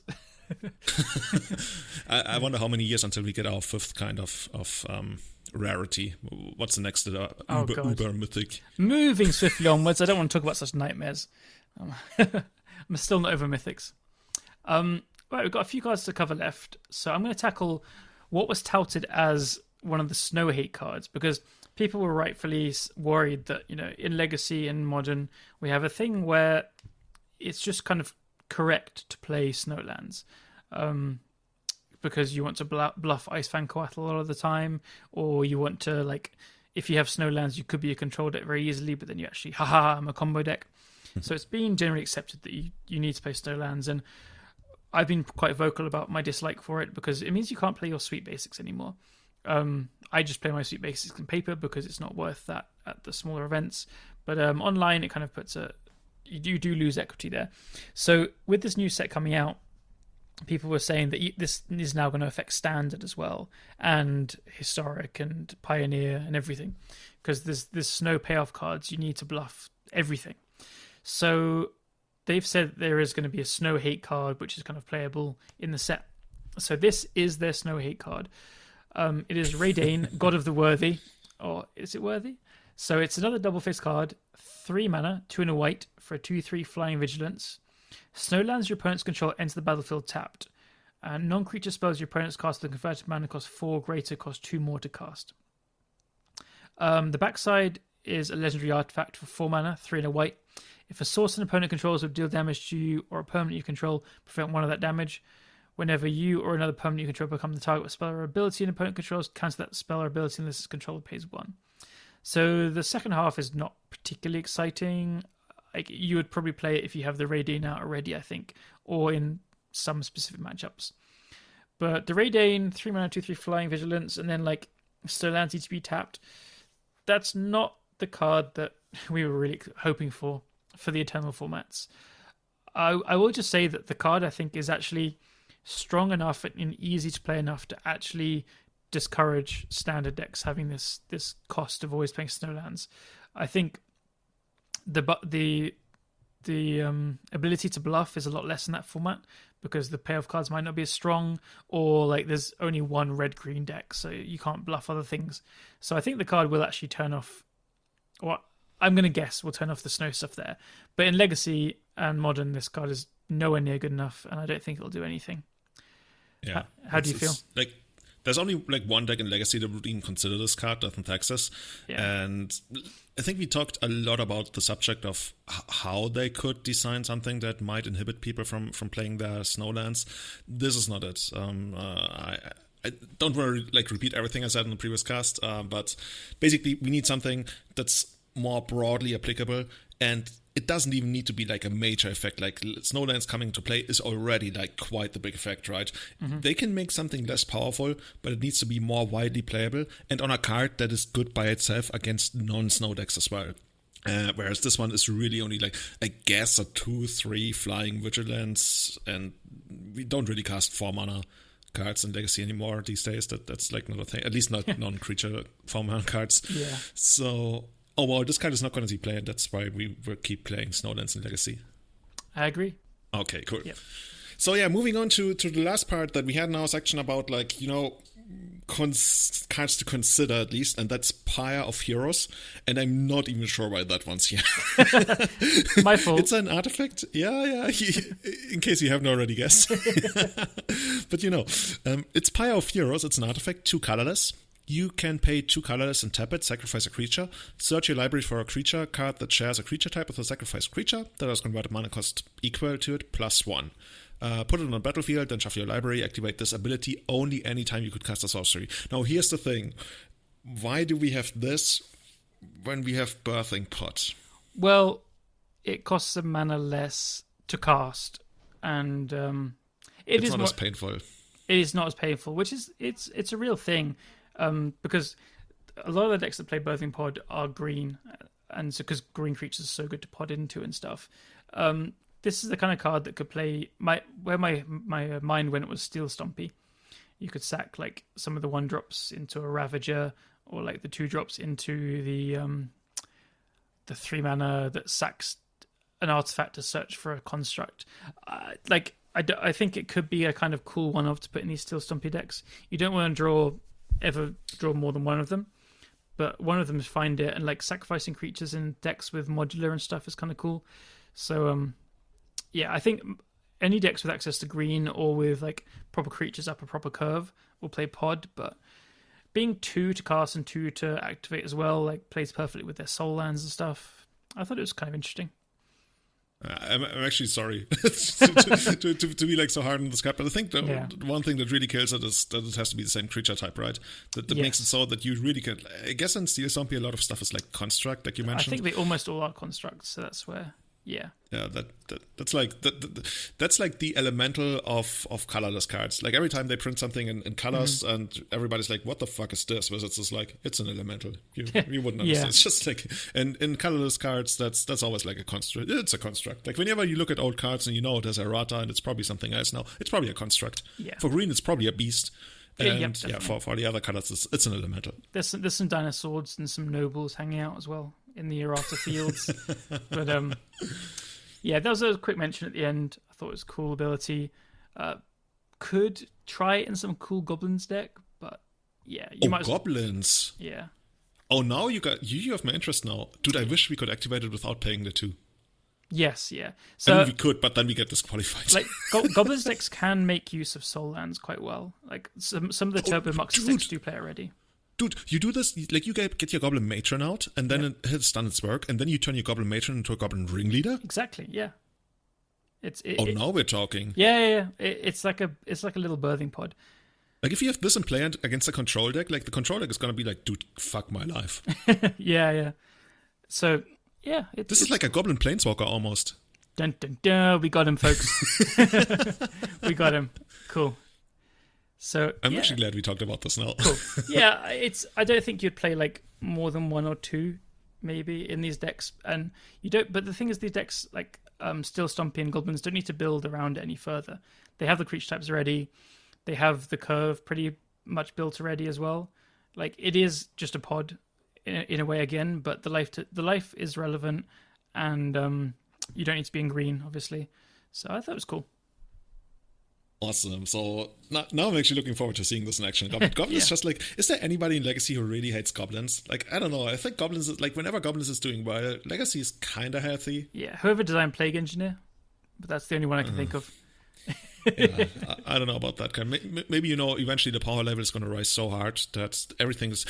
It's okay. So I was thinking maybe the power level is going to rise so hard that one day everything is just going to be 2 toughness by default. That's like where you start out. And it reminds me like of hyperinflation, right? You could have some issues with anything, but once you get to a certain amount of inflation, you're like, okay, whatever, dude. It doesn't matter. Funny you say that, because I put together a list of a few cards at the end to talk about if we had time, but they're all terrible, and we're not going to because they are legit bad. But those are the terrible cards.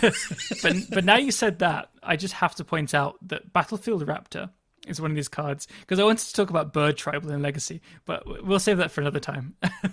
I told you the story about the famous bird streamer? No. Go on. I'm actually going to throw that in there before we talk about the Battlefield Raptor. Okay. One of the biggest Twitch legends ever, and it's one of those few things where you literally had to be there, and otherwise you will never know. But I beg you people, if you've seen this live, hit me up, because there's a very small community of people who have actually seen this. It happened around 2014, 15 at best, like probably earlier, maybe even. I was at work watching Twitch, and there was this dude. He was basically naked. You couldn't really tell because he was just like only showing his upper body. He was wearing shades.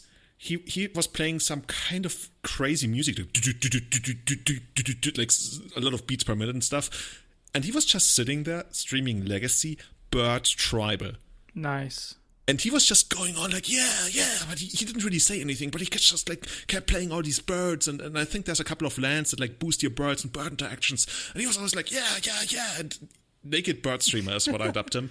And he was literally gone half an hour later because he was basically kind of naked, and like probably like totally naked. And that's one of the most surreal things I've ever seen on Twitch, naked bird streamer. And we do believe that one day he was going to make his glorious return. And I was about to say, have you heard from him again? But sounds like I don't even know who he was. Like his channel disappeared. Amazing. He flew out into the heavens. Yeah. So to cover the quick thing, so you said that everything would be power crept out and like have an extra toughness. So Suntail Hawk used to be, well, it is a 1 white for a 1/1 flying, and now we have Battlefield Raptor is 1 white for a 1/2 flying first strike. So there's your power creep and toughness creep. I just had to point it out. We're seeing it. This is like Tundra Wolves and Suntail Hawk having sex, and that's what you get out of it. Yeah. All right. Just so I'm gonna. But this is really good against Ball Lightning. It's true. Holy shit. It's over. My God. You've come to it's an over. end. Oh my God. Why did I mention this card? Battlefield Raptor is the death of Ball Lightning. Yeah. You heard it here first. That's actually pretty flavorful, because if you get hit by like lightning mid-air, you don't really die, right? Oh yeah. I don't really want to try it, but can I just call out also the artwork on this card? Everyone look up Battlefield Raptor. It's just like it's got that like super Americanized action movie flying away from a massive explosion. It's so cool. It's just no fucks given at all. Just flying away. Yeah, I can actually hear the bald eagle screech. Yeah. So yeah, that is a badass bird. And with that, I think we're pretty wrapped up. If we missed any, I'd love to hear if people think we missed a potential playable. As I was scrolling through, there are a couple more.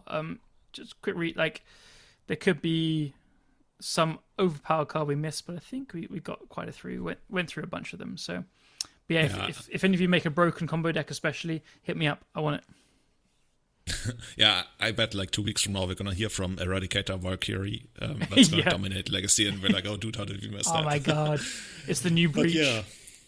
But yeah, if you want to help us get smarter, there's many ways to support the podcast. One of them is leaving a review on Apple Podcasts. You've probably heard about that one before. It really helps us out with like just visibility things that gets people to, they go on Apple Podcast, they're like, hey, Legacy podcast, and then we want to make sure that like something like Everyday Eternal shows up, and not something about, I don't know, there could be like some history themed podcast about the legacy of everyday's people lives, and fuck those guys. We want our podcast to show up. We want like actual Magic podcasts. So if you want to leave a review on Apple Podcast, very much appreciated.